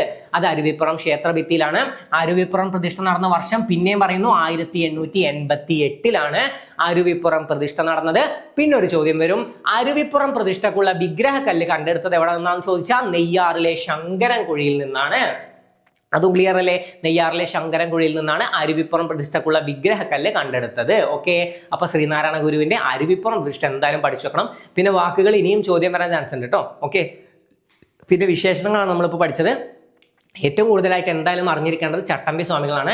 ഇനി അഥവാ അയ്യങ്കാളി വരികയാണെങ്കിൽ ഒന്നല്ലെങ്കിൽ ഇത് വരും. ആളിക്കത്തിയ തീപ്പൊരി എന്നറിയപ്പെടുന്ന നവോത്ഥാന നായകൻ ആരെന്ന് ചോദ്യം വരും. ആളിക്കത്തിയ തീപ്പൊരി എന്നറിയപ്പെടുന്ന നവോത്ഥാന നായകനാണ് അയ്യങ്കാളി. ഇനി അതല്ലെങ്കിൽ ചോദ്യം വരാൻ ചാൻസ് ഉള്ളത് ഏതാണെന്നറിയോ? പാവങ്ങളുടെ പടത്തലവൻ എന്നറിയപ്പെടുന്നത് ആരും ചോദ്യം വരും. അതാരാണ്? അത് AKG ആണ്. അതേപോലെ തന്നെ അധസ്ഥിതരുടെ പടത്തലവൻ ആരെന്നും ചോദ്യം വരും. അതാണ് അയ്യങ്കാളി. ആളിക്കത്തിയ തീപ്പൊരി എന്നും അധസ്ഥിതരുടെ പടത്തലവൻ എന്നും അറിയപ്പെടുന്നത് അയ്യങ്കാളിയാണ്. പാവങ്ങളുടെ പടത്തലവൻ എന്നറിയപ്പെടുന്നത് AKG ആണ്, അഥവാ AK ഗോപാലനാണ്. ഇങ്ങനത്തെ വിശേഷണങ്ങളൊക്കെ ഒന്ന് അറിഞ്ഞു വെക്കണം കേട്ടോ. AK ഗോപാലിനെ പറ്റി ഒരു ചോദ്യം കൂടെ വരാൻ ചാൻസ് ഉണ്ട്. പട്ടിണി ജാഥ നയിച്ചത്, പട്ടിണി ജാഥ. ഓക്കെ, ഇതൊരു ചോദ്യം പ്രതീക്ഷിച്ച് പോയിക്കോ. പട്ടിണി ജാഥ നയിച്ചത് ആര്? ഞാൻ പറഞ്ഞു സവർണ ജാഥ വരും, ഞാൻ റിപ്പീറ്റ് ചെയ്ത് പറഞ്ഞു. ഞാൻ പറഞ്ഞു 1924 വൈക്കം സത്യാഗ്രഹം നടന്നു. വൈക്കം സത്യാഗ്രഹത്തിന് നേതൃത്വം നൽകിയത് TK മാധവനാണ്. പക്ഷേ TK മാധവനേക്കാൾ ഇമ്പോർട്ടന്റ് ആയ ഒരു വ്യക്തി അവിടെ ഉണ്ടെന്ന് ഞാൻ പറഞ്ഞിട്ടുണ്ടായിരുന്നു. സവർണ ജാഥ. സവർണ ജാഥ ചോദ്യം വന്നില്ലേ? ഇനിയും ചോദ്യം പ്രതീക്ഷിച്ചു. അതേ ചോദ്യം തന്നെ ഇനിയും വരും. ഓക്കെ, സവർണ ജാഥക്ക് നേതൃത്വം നൽകിയത് ആരെന്ന് ഇനിയും ചോദ്യം വരും. മന്നത്ത് പത്മനാഭനാണ് കേട്ടോ. മന്നത്ത് പത്മനാഭനാണ് സവർണ ജാഥക്ക് നേതൃത്വം നൽകിയത്. വൈക്കം സത്യാഗ്രഹത്തിന് നേതൃത്വം നൽകിയതാണ് TK മാധവൻ. TK മാധവൻ. അപ്പൊ പട്ടിണി ജാഥ നയിച്ചത് AK ഗോപാലൻ. അദ്ദേഹമാണ് പാവങ്ങളുടെ പടത്തലവൻ എന്നറിയപ്പെടുന്നത്. ക്ലിയർ? പിന്നെ നവോത്ഥാന വിശേഷണങ്ങൾ നമ്മൾ ഏകദേശം പറഞ്ഞു. പിന്നെ ഭാരതകേസരി എന്നറിയപ്പെടുന്നത് ആരും ചിലപ്പോൾ ചോദ്യം വരും കേട്ടോ. ഭാരതകേസരി എന്നും കേരള മദൻ മോഹൻ മാളവ്യ എന്നും അറിയപ്പെടുന്നത് മന്നത്ത് പത്മനാഭനാണ് കേട്ടോ. ഭാരതകേസരി എന്നും കേരള മദൻ മോഹൻ മാളവ്യ എന്നും അറിയപ്പെടുന്നത് ആരാണ്? മന്നത്ത് പത്മനാഭൻ. മന്നത്ത് പത്മനാഭൻ. പിന്നെ വൈകുണ്ഠ സ്വാമികളുടെയാണ് മുടിചൂടും പെരുമാൾ എന്നറിയപ്പെടുന്നത്. അപ്പൊ മുടിചൂടും പെരുമാൾ എന്നറിയപ്പെടുന്നത് ആരാന്ന് ചോദിച്ചാൽ വൈകുണ്ഠ സ്വാമികളാണ്. പിന്നെ അതുപോലെ തന്നെ മഹാവിഷ്ണുവിന്റെ അവതാരമാണ് താനെന്ന് സ്വയം വിശേഷിപ്പിച്ച നവോത്ഥാന നായകൻ ആരാന്ന് ചോദിച്ചാലും വൈകുണ്ഠ സ്വാമികളാണ്. സമത്വ സമാജം ചോദ്യം വന്നിട്ടില്ല, അത് ഒറ്റക്കൊരു ചോദ്യം വരും. സമത്വ സമാജം സ്ഥാപിച്ചത് ആരാണ്? വൈകുണ്ഠ സ്വാമികളാണ്. അല്ലെങ്കിൽ സമപന്തി ഭോജനം, പന്തി ഭോജനങ്ങൾ വന്നിട്ടില്ല. സമപന്തി ഭോജനം വന്നിട്ടില്ല, പ്രീതി ഭോജനം വന്നിട്ടില്ല, പിന്നെ പന്തി ഭോജനം വന്നിട്ടില്ല. അപ്പോൾ അതായത് ഇതിന്റെ ഒരു ചോദ്യം എന്തായാലും വരും. സമപന്തി ഭോജനം നടത്തിയത് വൈകുണ്ഠ സ്വാമികൾ, പന്തി ഭോജനം തൈക്കാടയ്യ, പ്രീതി ഭോജനം വാഗ്ബടാനന്ദൻ, മിശ്ര ഭോജനം പ്രതീക്ഷിച്ചു പോയിക്കോ. മിശ്ര ഭോജനം സഹോദരൻ അയ്യപ്പനാണ്. മിശ്ര ഭോജനം ചിലപ്പോൾ ഒരു ചോദ്യം വരും. മിശ്ര ഭോജനം നടത്തിയത് സഹോദരൻ അയ്യപ്പൻ. മിശ്രഭോജനം സഹോദരൻ അയ്യപ്പൻ. ഓക്കെ, അപ്പൊ നമുക്ക് ഇത്രയും കിട്ടി. ഇനി അടുത്ത് നോക്കാം. ഖാരിഫ് റാബി സെയ്ദ് വിളകൾ ചോദ്യം വന്നിട്ടില്ല. അതിൽ ഖാരിഫ് വിളകൾ ഏതൊക്കെയാന്ന് ചിലപ്പോൾ, അല്ലെങ്കിൽ താഴെ തന്നിരിക്കുന്നതിൽ ഖാരിഫ് വിളകളിൽ പെടാത്തത് ഏതെന്നൊരു ചോദ്യം വരും. ഏതൊക്കെയാണ്? പനിച്ച, എനക്ക്, സോയമതി. ഒന്ന് പഠിച്ചു വെക്കോ. പനിച്ച, എനക്ക്, സോയമതി. പനിച്ച, എനക്ക്, പനിച്ച, എനക്ക് കേട്ടോ. എനക്ക്, എനക്ക് എന്നല്ല, എനക്ക്. സോയമതി, സോയമതി. ഓക്കെ, പനിച്ച, എനക്ക്, സോയമതി. ഓക്കെ, ഏകദേശം ഒന്ന് കണക്ട് ചെയ്താൽ മതി. പനിച്ച, എനക്ക്, സോയമതി. എഴുതുമാറിക്കാണ്. പനിച്ച, എനക്ക്, സോയമതി. അതിൽ എന്താണ്? പരുത്തി. പരുത്തി. ഇത് വേണമെങ്കിൽ ഒന്ന് മാർക്ക് ചെയ്ത് വെച്ചോട്ടോ. ചിലപ്പോൾ ചോദ്യം വരും. താഴെ തന്നിരിക്കുന്നതിൽ ഖാരിഫ് വിളകളിൽ പെടാത്തതേത്, അല്ലെങ്കിൽ റാബി വിളകളിൽ പെടാത്തതേത്. അപ്പൊ അതിന് ഒന്ന് അറിഞ്ഞു വെച്ചാൽ മതി. ഈ ഖാരിഫ് വിള മാത്രം അറിഞ്ഞു വെച്ചാൽ മതി. ഞാൻ ഇപ്പൊ ഒന്ന് മാത്രമേ പഠിപ്പിക്കുള്ളൂ. ശരിക്ക് സെയ്ത് വിളകൾ ഉണ്ട്. മഞ്ഞുകാലത്ത് ഗോപബാലിക പുകവലിക്കും എന്നൊക്കെ പറഞ്ഞിട്ട് അതിന് വേറെ കോഡുണ്ട്. സോറി, അത് റാബി വിളകളാണ്. പിന്നെ സെയ്ത് വിളകൾ പഴവും പച്ചക്കറിയും പഠിച്ചു വെച്ചാൽ മതി. ഞാൻ പറയുമ്പോൾ ഇത് മാത്രം ഒന്ന് പഠിച്ചു വെക്കോ. ഖാരിഫ് വിളകൾ മാത്രം ഒന്ന് പഠിച്ചു വെക്കോ. താഴെ തന്നിരിക്കുന്നതിൽ ഖാരിഫ് വിളകളിൽ പെടാത്തത് ഏതെന്നൊരു ചോദ്യം വരും. ഓക്കെ, അപ്പൊ എന്താണ്? പരുത്തി. പരുത്തി. നീ എന്താണ്? നിലക്കടല. നിലക്കടല. ഓക്കെ, നിലക്കടല. നീ രണ്ടെണ്ണം ഉണ്ട്. ചണം, ചോളം. ചണം, ചോളം. രണ്ടെണ്ണം ഉണ്ട് കേട്ടോ. ചണം, ചോളം. എനക്ക്, എന്താണ്? എള്ള്. ഓക്കെ, എള്ളാണ്. പിന്നെ നെ സ്വാഭാവികമായിട്ടും കിട്ടും. നെക്ക് എന്ന് പറയണമെങ്കിൽ തന്നെ അവിടെ നെല്ല് ഉണ്ടാവും. നെല്ല്, നെല്ല്. നെക്ക്. എന്താണ്? കരിമ്പ്. ഓക്കെ, കരിമ്പ്. സോയമതി. സോയ എന്താണ്? സോയാബീൻ. സോയാബീൻ. സോയാബീൻ അവിടെ കിട്ടും. മതി എന്നതിൽ മഞ്ഞളാണ് കേട്ടോ. മഞ്ഞൾ. എന്താണ്? തിനവിളകൾ. ഓക്കെ, മഞ്ഞൾ, തിനവിളകൾ. അത്രേ ഉള്ളൂ. ഓക്കെ, അപ്പൊ പനിച്ച, എനക്ക്, സോയമതി കിട്ടി. ഇനി ഇതിന്റെ കാലഘട്ടമാണ് പലർക്കും ഡൗട്ട് ഉള്ളത്. സിമ്പിൾ ആയിട്ട് ഞാൻ പറഞ്ഞുതരാം. ഇതേ ഓർഡറിൽ മനസ്സിലാക്കി വെക്കുവോ. ഖാരിഫ്, റാബി, സെയ്ദ്. ഖാരിഫ്, റാബി, സെയ്ദ് പഠിക്കുമ്പോൾ അതേ ഓർഡറിൽ തന്നെ പഠിച്ചാൽ മതി. ഖാരിഫ്, റാബി, സെയ്ദ്. അപ്പൊ ആദ്യം തുടങ്ങേണ്ടത് ഖാരിഫ് അല്ലേ? ജൂൺ മുതൽ ആണ് സ്റ്റാർട്ട് ചെയ്യുന്നത്. അതായത് സ്കൂൾ തുറക്കുമ്പോൾ സ്റ്റാർട്ട് ചെയ്യുന്നു. ജൂൺ മുതൽ നവംബർ വരെ. ഓക്കെ, ഖാരിഫ് കാലഘട്ടമാണ് ജൂൺ മുതൽ നവംബർ വരെ. റാബി നവംബർ മുതൽ മാർച്ച് വരെ. ആകെ 3 മാസമേ നിങ്ങൾക്ക് കൂടെ പഠിക്കാവുള്ളൂ. ഓക്കെ, 3 മാസങ്ങളെ കുറിച്ചേ പഠിക്കാവുള്ളൂ. ജൂൺ ഉണ്ട്, നവംബർ ഉണ്ട്, പിന്നെ ഒരു മാർച്ചും ഉണ്ട്. കാണിച്ചു തരാം. നവംബർ മുതൽ മാർച്ച് വരെയാണ് ഏത്? റാബി വിളകൾ. സെയ്ദ് വിളകളാണ് മാർച്ച് മുതൽ പിന്നെയും ജൂൺ വരെ. ക്ലിയർ ആയോ? ഓക്കെ, അപ്പൊ ജൂണിൽ തുടങ്ങുന്നത് ആരാണ്? ഖാരിഫാണ്. നമുക്ക് കിട്ടും ഖാരിഫ്, മൺസൂൺ വിളകളൊക്കെ എന്നറിയപ്പെടുന്നത് ഖാരിഫാണ്. അപ്പൊ ഖാരിഫ് ജൂൺ മുതൽ നവംബർ വരെ, റാബി നവംബർ മുതൽ മാർച്ച് വരെ, സെയ്ദ് മാർച്ച് മുതൽ ജൂൺ വരെ. ശൈത്യകാല വിളകളാണ് കേട്ടോ സെയ്ദ്. ഓക്കെ, ശൈത്യ, സൈയിലേക്ക് കിട്ടൂലേ? ശൈത്യ,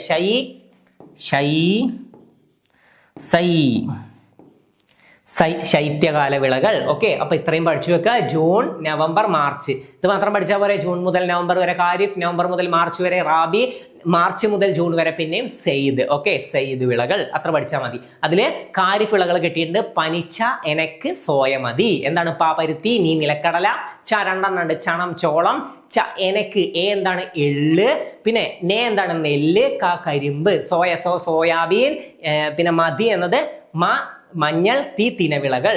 അപ്പൊ അതും കഴിഞ്ഞു. ഓക്കെ, ഖാരിഫ്, റാബി, സെയ്ദിൽ ഇത്ര അറിഞ്ഞു വെച്ചാൽ മതി. ഡീറ്റെയിൽ ആയിട്ട് ഭയങ്കരമായിട്ട് വിശദീകരിച്ച് കാര്യമായിട്ട് പഠിക്കണ്ട, ഇത്ര ഒന്ന് ജസ്റ്റ് ഒന്ന് അറിഞ്ഞു വെക്കുക. ഓക്കെ, പിന്നെ ആറ്റം മാതൃകകൾ കഴിഞ്ഞ പ്രാവശ്യം കണ്ടില്ല, വരും. ഓക്കെ, ആറ്റം മാതൃകകൾ. ആരാണ് ആറ്റം കണ്ടുപിടിച്ചത്? ജോൺ ഡാൽട്ടൺ ആണ്. John Dalton. ചോദ്യം വരും കേട്ടോ. ജോൺ ഡാൽട്ടൺ ആണ് ആറ്റം കണ്ടുപിടിച്ചത്. പിന്നെ ആറ്റത്തിലെ 3 മൗലിക കണങ്ങൾ ഏതൊക്കെയാണ്? Proton, neutron, electron. Okay, proton, neutron, electron. ആറ്റത്തിന്റെ കേന്ദ്രഭാഗം ന്യൂക്ലിയസ് കണ്ടുപിടിച്ചത് ആരാണ്? ഏണസ്റ്റ് റൂദർഫോർഡ് ആണ്. ഓക്കെ, പിന്നെ പ്രോട്ടോൺ,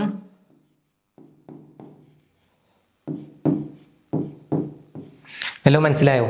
NRTC. ഓക്കെ, ഈ ന്യൂക്ലിയസ് കണ്ടുപിടിച്ച എന്തായാലും പഠിച്ചു വെക്കുക. ഏണസ്റ്റ് റൂദർഫോർഡ് ആണ്.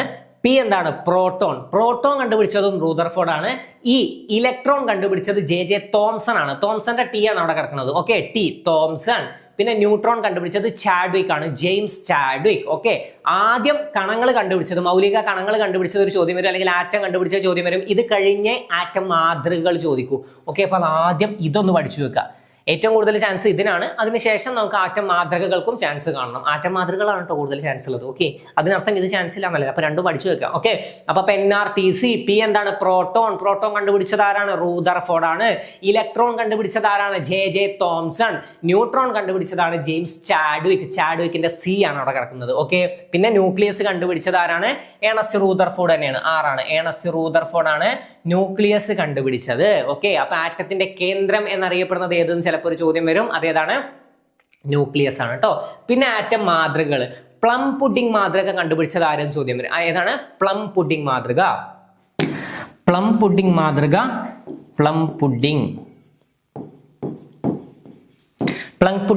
ആരാണ്? ജെ തോംസൺ ആണ് കേട്ടോ. ജെ തോംസൺ ആണ് പ്ലം പുഡിംഗ് മാതൃക കണ്ടുപിടിച്ചത്. J Thomson. എത്ര കണക്ക് ചെയ്താൽ മതി? പ്ലം പുഡിംഗ് മാതൃക ജെ തോംസൺ. പിന്നെ ഇതിനെ തന്നെയാണ് തണ്ണിമത്തൻ മാതൃക എന്ന് അറിയപ്പെടുന്നത് കേട്ടോ. തണ്ണിമത്തൻ മാതൃക എന്നറിയപ്പെടുന്നതും ഏതാണ്? ജെ തോംസന്റെ പ്ലം പുഡിംഗ് മാതൃകയാണ് തണ്ണിമത്തൻ മാതൃക എന്നും. അപ്പൊ ആറ്റത്തിന്റെ തണ്ണിമത്തൻ മാതൃക അഥവാ വാട്ടർമെലൺ മോഡൽ കണ്ടുപിടിച്ചത് ആരെന്ന് ചോദ്യം വന്നാലും ആരാണ്? ജെ തോംസൺ ആണ്. പിന്നെ റിപ്പീറ്റിംഗ് ചോദ്യമാണ്, സൗരയുധ മാതൃക കണ്ടുപിടിച്ചത് ആരാണ്? സൗരയുധ മാതൃക കണ്ടുപിടിച്ചത് ആരാണ്? ഏണസ്റ്റ് റൂദർഫോർഡ് ആണ് കേട്ടോ. റൂദർഫോർഡ് ആണ് സൗരയുധ മാതൃക കണ്ടുപിടിച്ചത്. റൂദർഫോർഡ് ആണ് സൗരയുധ മാതൃക കണ്ടുപിടിച്ചത് ആരാണ്? Ernest Rutherford. പിന്നെ ചോദ്യം വരിക ബോർ മാതൃകയാണ്. ബോർ അവിടെ തന്നെ ഉണ്ട്. നീൽസ് ബോർ ആണ് ബോർ മാതൃക കണ്ടുപിടിച്ചത്. അപ്പൊ ചോദ്യം വരാൻ രണ്ടെണ്ണമാണ് നല്ല ചാൻസ് ഉള്ളത്. ഒന്ന് പ്ലം പുഡിംഗ് മാതൃകയും തണ്ണിമത്തൻ മാതൃകയും ഒരേതാണ്. അത് രണ്ടും കണ്ടുപിടിച്ചത് ജെ തോംസൺ ആണ്. പിന്നെ ഒന്ന് വരാൻ ചാൻസ് ഉള്ളതാണ് സൗരയുധ മാതൃക. അതാരാണ്? ഏണസ്റ്റ് റൂദർഫോർഡ് ആണ്. അത് രണ്ടും എന്തായാലും പഠിച്ചു വെക്കുക. പിന്നെ ആറ്റത്തിന്റെ മൗലിക കണങ്ങൾ കണ്ടുപിടിച്ചതും നമ്മൾ പഠിച്ചു. ഓക്കെ, അത്രയും എന്തായാലും ഒന്ന് മനസ്സിലാക്കി വെക്കുക. അപ്പൊ ആറ്റം മാതൃകകളെ ചോദ്യം വരും. ഓക്കെ, ഇനി അടുത്തത് കായലുകൾ. നമ്മൾ പറഞ്ഞു അല്ലെ, കേരളത്തിൽ എത്ര കായലുകളുണ്ട്? 34 കായലുകളുണ്ട്. 34 കായലുകളുണ്ട്. പിന്നെ ഏറ്റവും വലിയ ശുദ്ധജല തടാകം പറഞ്ഞു. പിന്നെ എത്ര ഉണ്ട് നമ്മൾ പഠിച്ചു? ഏറ്റവും വലിയ ശുദ്ധജല തടാകം പഠിച്ചു. പിന്നെ അതിന്റെ വിശേഷണങ്ങൾ പഠിച്ചു അല്ലെ. എന്താണ്? Gateway to the backwaters of Kerala എന്നറിയപ്പെടുന്നത് അഷ്ടമുടി കായലാണ്. ശാസ്താംകോട്ട കായലാണ് ഏറ്റവും വലിയ ശുദ്ധജല തടാകം. പിന്നെ ഏറ്റവും ചെറിയ കായൽ ഏതാണെന്ന് ചോദിച്ചാൽ പൂക്കോട് തടാകമാണ് ഏറ്റവും ഉയരത്തിൽ സ്ഥിതി ചെയ്യുന്നതും. ഇതും ചോദ്യം വരാൻ ചാൻസ് ഉണ്ട് കേട്ടോ. പൂക്കോട് തടാകമാണ് ഏറ്റവും ചെറിയ കായൽ, ഏറ്റവും ചെറുത് പൂക്കോട് തടാകം. ഏറ്റവും ചെറിയ ശുദ്ധജല തടാകം എന്ന് ചോദിച്ചാലും ഏറ്റവും ചെറിയ കായൽ ഏതെന്ന് ചോദിച്ചാലും പൂക്കോട് തടാകമാണ്. ഏറ്റവും ഉയരത്തിൽ സ്ഥിതി ചെയ്യുന്നത് ഏതെന്ന് ചോദിച്ചാലും ഏതാണ്? പൂക്കോട് തടാകമാണ്. ഇമ്പോർട്ടന്റ് ആണ് കേട്ടോ, പൂക്കോട് തടാകം ഇമ്പോർട്ടന്റ് ആണ്. പിന്നെ വേമ്പനാട്ട് കായലാണ് ഏറ്റവും വലുത് എന്നുള്ള ഏറ്റവും ബേസിക് ആണ്, അത് എന്തായാലും അറിഞ്ഞു വെക്കുക. വേമ്പനാട്ട് കായലാണ് ഏറ്റവും വലുത്. കായലുകളെ കുറിച്ചുള്ള പഠനമാണ് ലിംനോളജി, അതും പഠിച്ചു വെക്കുക, ലിംനോളജി. ഓക്കെ, കായലുകളെ കുറിച്ചുള്ള പഠനമാണ് ലിംനോളജി. ഞാൻ പറയാറുണ്ട് മണ്ണിനെ കുറിച്ചുള്ള പഠനം എന്താണ്? Pedology, pedology. ഓക്കെ, മണ്ണിനെ കുറിച്ചുള്ള പഠനമാണ് പെഡോളജി. മണ്ണ് ചോദ്യം വരും. മണ്ണ് കഴിഞ്ഞ പ്രാവശ്യം ചോദിച്ചിട്ടില്ല. ഒന്ന് ബേസിക് ആയിട്ടൊരു 3-4 കാര്യങ്ങൾ പറഞ്ഞുതരാം. ഏറ്റവും കൂടുതൽ ഇന്ത്യയിൽ കാണപ്പെടുന്ന മണ്ണിനമാണ് എക്കൽ മണ്ണ് അഥവാ അല്ലൂവിയൽ സോയിൽ. ഒരുപക്ഷെ അത് ചോദ്യം വരും. ഇന്ത്യയിൽ ഏറ്റവും കൂടുതൽ കാണപ്പെടുന്ന മണ്ണിനം ഏത് എന്നൊരു ചോദ്യം വരും. ഇന്ത്യയിൽ ഏറ്റവും കൂടുതൽ കാണപ്പെടുന്ന മണ്ണിനമാണ് ഏത്? എക്കൽ മണ്ണ്. കേരളത്തിൽ ഏറ്റവും കൂടുതൽ കാണപ്പെടുന്ന മണ്ണിനം ഏതെന്ന് ചിലപ്പോൾ ചോദ്യം വരും. കേരളത്തിൽ ഏറ്റവും കൂടുതൽ കാണപ്പെടുന്ന മണ്ണിനമാണ് ഏത്? ചെങ്കൽ മണ്ണ് അഥവാ ലാറ്ററൈറ്റ് സോയിൽ.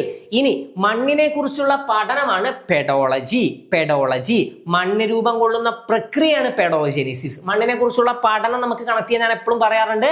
മണ്ണിൽ കളിച്ചാൽ നല്ല പെട കിട്ടും അല്ലെ? നമ്മൾ ചെറുപ്പത്തിൽ മണ്ണിൽ കളിച്ചാൽ നമ്മുടെ കയ്യിൽ നിന്ന് നല്ല പെട കിട്ടും. പെഡോളജി.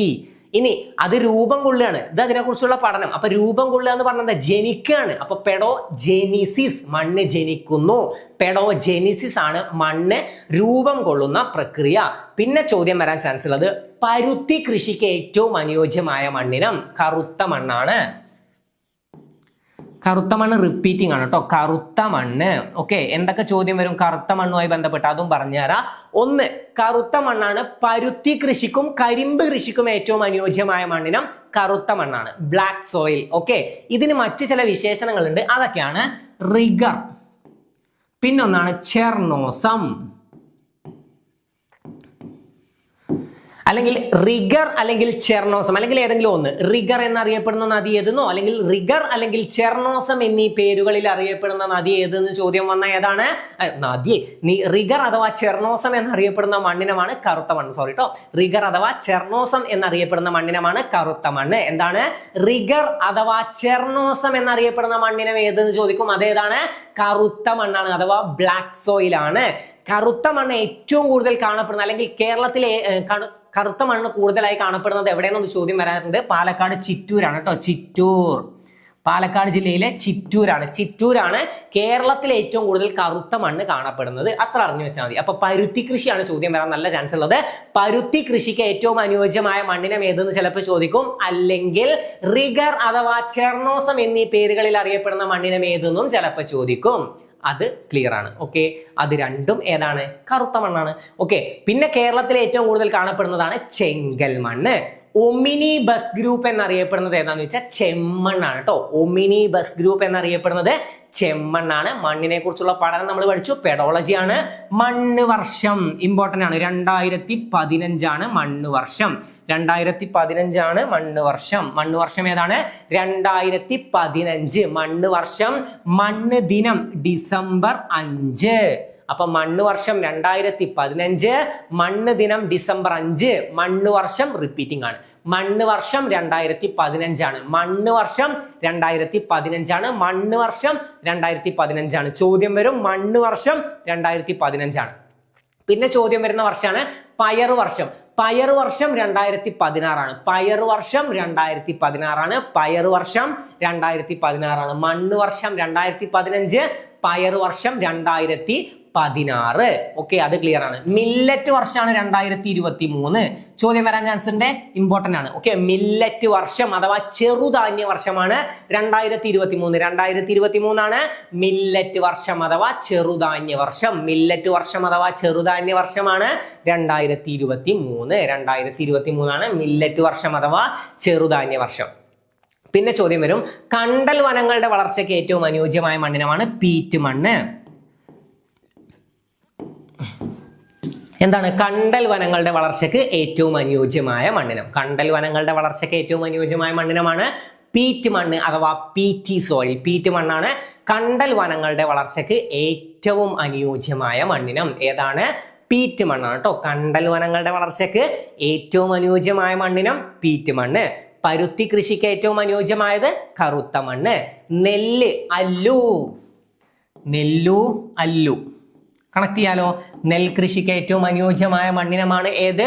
അല്ലൂവിയൽ സോയിൽ അഥവാ എക്കൽ മണ്ണ്. ഇന്ത്യയിൽ ഏറ്റവും കൂടുതൽ കാണപ്പെടുന്നതും എക്കൽ മണ്ണാണ് കേട്ടോ. എക്കൽ മണ്ണാണ് ഇന്ത്യയിൽ ഏറ്റവും കൂടുതലും കാണപ്പെടുന്നത്. അപ്പൊ കായലുകൾ നമ്മൾ പഠിച്ചു. പിന്നെ ഉപദ്വീപീയം, ഉത്തര മഹാസമുദ്രം, ഇത് രണ്ടും ബേസിക് ആയിട്ട് കുറച്ച് കാര്യങ്ങൾ മാത്രം പറഞ്ഞുതരാം. ഒന്ന്, ലോകത്തിലാണ് കേട്ടോ, ഇന്ത്യയിലല്ല. ലോകത്തിലെ ഏറ്റവും വിസ്തൃതമായ എക്കൽ സമതലമാണ് ഏത്? ഉത്തര മഹാസമതലം. ലോകത്തിലെ ഏറ്റവും വിസ്തൃതമായ എക്കൽ സമതലമാണ് ഏത്? ഉത്തര മഹാസമതലം. പ്രിലിംസിന് ചോദിക്കാൻ ചാൻസ് മാത്രമാണ് പറയുന്നത്. ലോകത്തിലെ ഏറ്റവും വിസ്തൃതമായ എക്കൽ സമതലമാണ് ഉത്തര മഹാസമതലം. പിന്നെ ഭാരതീയ സംസ്കാരത്തിന്റെ, ഇത് ഇതുപോലെ തന്നെ ചോദിക്കൂട്ടോ. ഭാരതീയ സംസ്കാരത്തിന്റെ ഈറ്റില്ലം എന്നറിയപ്പെടുന്നത്, ഭാരതീയ സംസ്കാരത്തിന്റെ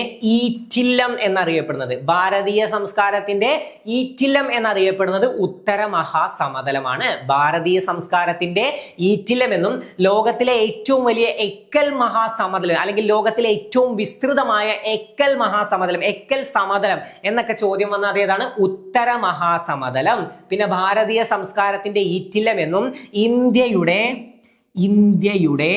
ധാന്യപുര, ഇത് രണ്ടും കൺഫ്യൂഷൻ വരുന്നതാണ്. ധാതുക്കളുടെ കലവറ എന്നറിയപ്പെടുന്നത് ഉപദ്വീപീയ പീഠഭൂമിയും ധാന്യപുര എന്നറിയപ്പെടുന്നത് ഉത്തര മഹാസമതലമാണ്. ഇന്ത്യയുടെ ധാന്യപുര എന്നറിയപ്പെടുന്നത് ഏതാണ്? ഉത്തര മഹാസമതലം. ധാതുക്കളുടെ കലവറ എന്നറിയപ്പെടുന്നത് ഏതെന്ന് ചോദ്യം വന്നാലാണ് ഏത്? ഉപദ്വീപീയ പീഠഭൂമി. പിന്നെ ചോദ്യം വരും, ഉപദ്വീപീയ പീഠഭൂമിയിലെ ഏറ്റവും ഉയരം കൂടിയ കൊടുമുടി ഏതാണ്? ആനമുടിയാണ് കേട്ടോ. 2695 മീറ്റർ. അതും പഠിച്ചു വെക്കണേ. മീറ്റർ ആണ്, മീറ്റർ. ഓക്കെ, അതും പഠിച്ചു വെക്കുക. ഏറ്റവും ഉയരം കൂടിയ കൊടുമുടി എപ്പോഴും റിപ്പീറ്റിംഗ് ക്വസ്റ്റ്യൻ ആണ്. ആനമുടിയാണ്, ആനമുടിയാണ് കേട്ടോ. ആനമുടിയാണ് ഏതിലെ ഏറ്റവും വലിയ കൊടുമുടി? ഉപദ്വീപീയ പീഠഭൂമിയിലെന്ന് ചോദ്യം വന്നാലും, ദക്ഷിണേന്ത്യയിലെന്ന് ചോദ്യം വന്നാലും, പശ്ചിമഘട്ടത്തിലെന്ന് ചോദ്യം വന്നാലും ഒക്കെ ആനമുടിയാണ് ഏറ്റവും ഉയരം കൂടിയ കൊടുമുടി. അപ്പൊ ഇന്ത്യയുടെ ധാന്യപുര എന്നറിയപ്പെടുന്നു. ഇന്ത്യയിലെ ഏറ്റവും വലിയ കാർഷിക മേഖല എന്നറിയപ്പെടുന്നു കേട്ടോ. ഇന്ത്യയിലെ ഏറ്റവും വലിയ കാർഷിക മേഖല. ഓക്കെ, ഇന്ത്യയിലെ ഏറ്റവും വലിയ കാർഷിക മേഖല അല്ലെങ്കിൽ കൃഷിഭൂമി എന്നൊക്കെ ചിലപ്പോൾ ചോദ്യം. ഇന്ത്യയിലെ ഏറ്റവും വലിയ കൃഷിഭൂമി എന്നൊക്കെ ചോദ്യം വന്നാലും ഇതൊക്കെ ഉത്തര മഹാസമതലമാണ്. ഓക്കെ, അപ്പൊ ഉത്തര മഹാസമതലം ക്ലിയർ ആണ്. എന്തൊക്കെയാണ്?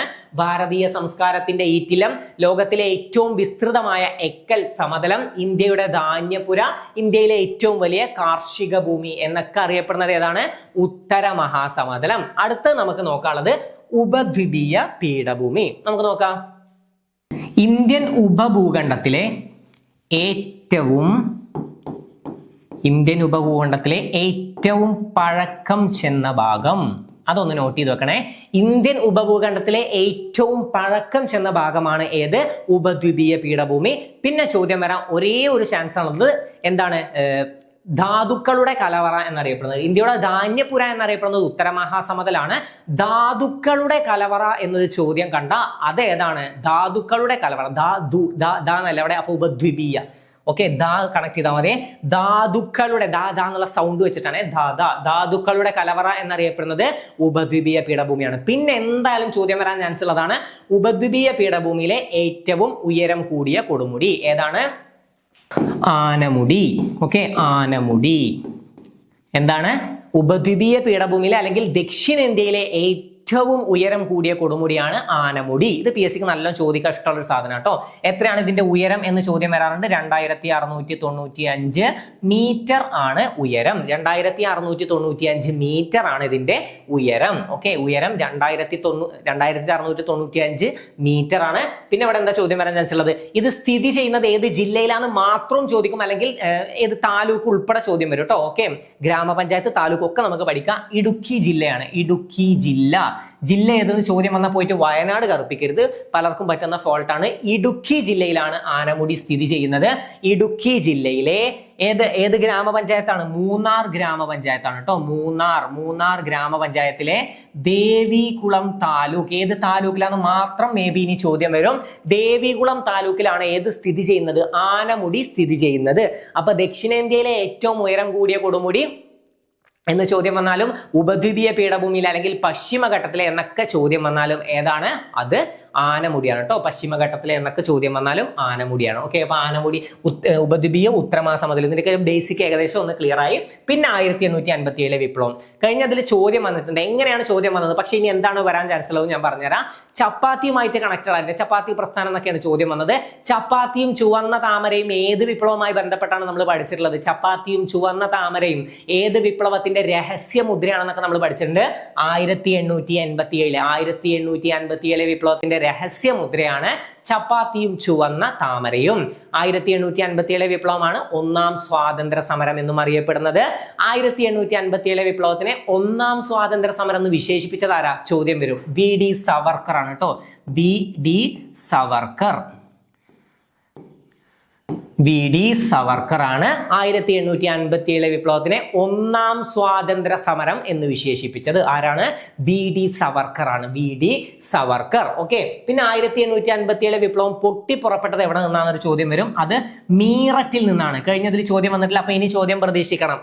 എന്താണ് 1857 വിപ്ലവം അല്ലെങ്കിൽ ഒന്നാം സ്വാതന്ത്ര്യ സമരം പൊട്ടിപ്പുറപ്പെട്ടത് എവിടെ നിന്നാണെന്ന് ചോദിച്ചാൽ മീററ്റിലാണ്. മീററ്റ് ഏത് സംസ്ഥാനത്താണ്? ഉത്തർപ്രദേശിലാണ് കേട്ടോ. മീററ്റ് ഉത്തർപ്രദേശ്. അപ്പൊ 1857 വിപ്ലവം ഏറ്റവും കൂടുതൽ വ്യാപിച്ച പ്രദേശം ഏത് എന്നൊരു ചോദ്യം വന്നാൽ അത് ഉത്തർപ്രദേശിലാണ് കേട്ടോ. അപ്പൊ മീററ്റ് എവിടെയാണ്? ഉത്തർപ്രദേശിലാണ്. 1857 വിപ്ലവം പൊട്ടിപ്പുറപ്പെട്ടത് മീററ്റിൽ നിന്നാണ്. ആദ്യ രക്തസാക്ഷിയാണ് മംഗൾ പാണ്ഡെ. മംഗൾ പാണ്ഡെ കേട്ടിട്ടുണ്ടാവും അല്ലെ? മംഗൾ പാണ്ഡെയാണ് 1857 വിപ്ലവത്തിന്റെ ആദ്യ രക്തസാക്ഷി. ആരാണ്? മംഗൾ പാണ്ഡെ. ഇതിനേക്കാളൊക്കെ ഇമ്പോർട്ടന്റ് ആയ ഒരു ഭാഗമുണ്ട്, അത് ഞാൻ പറഞ്ഞുതരാം. ഈ രണ്ടെണ്ണം എന്തായാലും പഠിച്ചോ. 1857 വിപ്ലവം പൊട്ടിപ്പുറപ്പെട്ടത് മീററ്റിൽ നിന്നാണ്. ആദ്യ രക്തസാക്ഷി മംഗൾ പാണ്ഡെയാണ്. ഒന്നാം സ്വാതന്ത്ര്യ സമരം എന്ന് വിശേഷിപ്പിച്ചത് ആരാണ്? VD സവർക്കർ ആണ്. VD സവർക്കർ. അത്രയും ക്ലിയർ ആയോ? ഇനി 1857 വിപ്ലവത്തിൽ ഓരോ പ്രദേശങ്ങളിൽ നയിച്ച ആളുകളുണ്ട്, നേതൃത്വം നൽകിയ ആളുകൾ. അത് നമ്മൾ പഠിക്കണം. അതായത് മീററ്റിൽ ആരാണ്? ഏറ്റവും ആദ്യം ഉണ്ടായ സ്ഥലത്ത് തന്നെ പഠിക്കാം.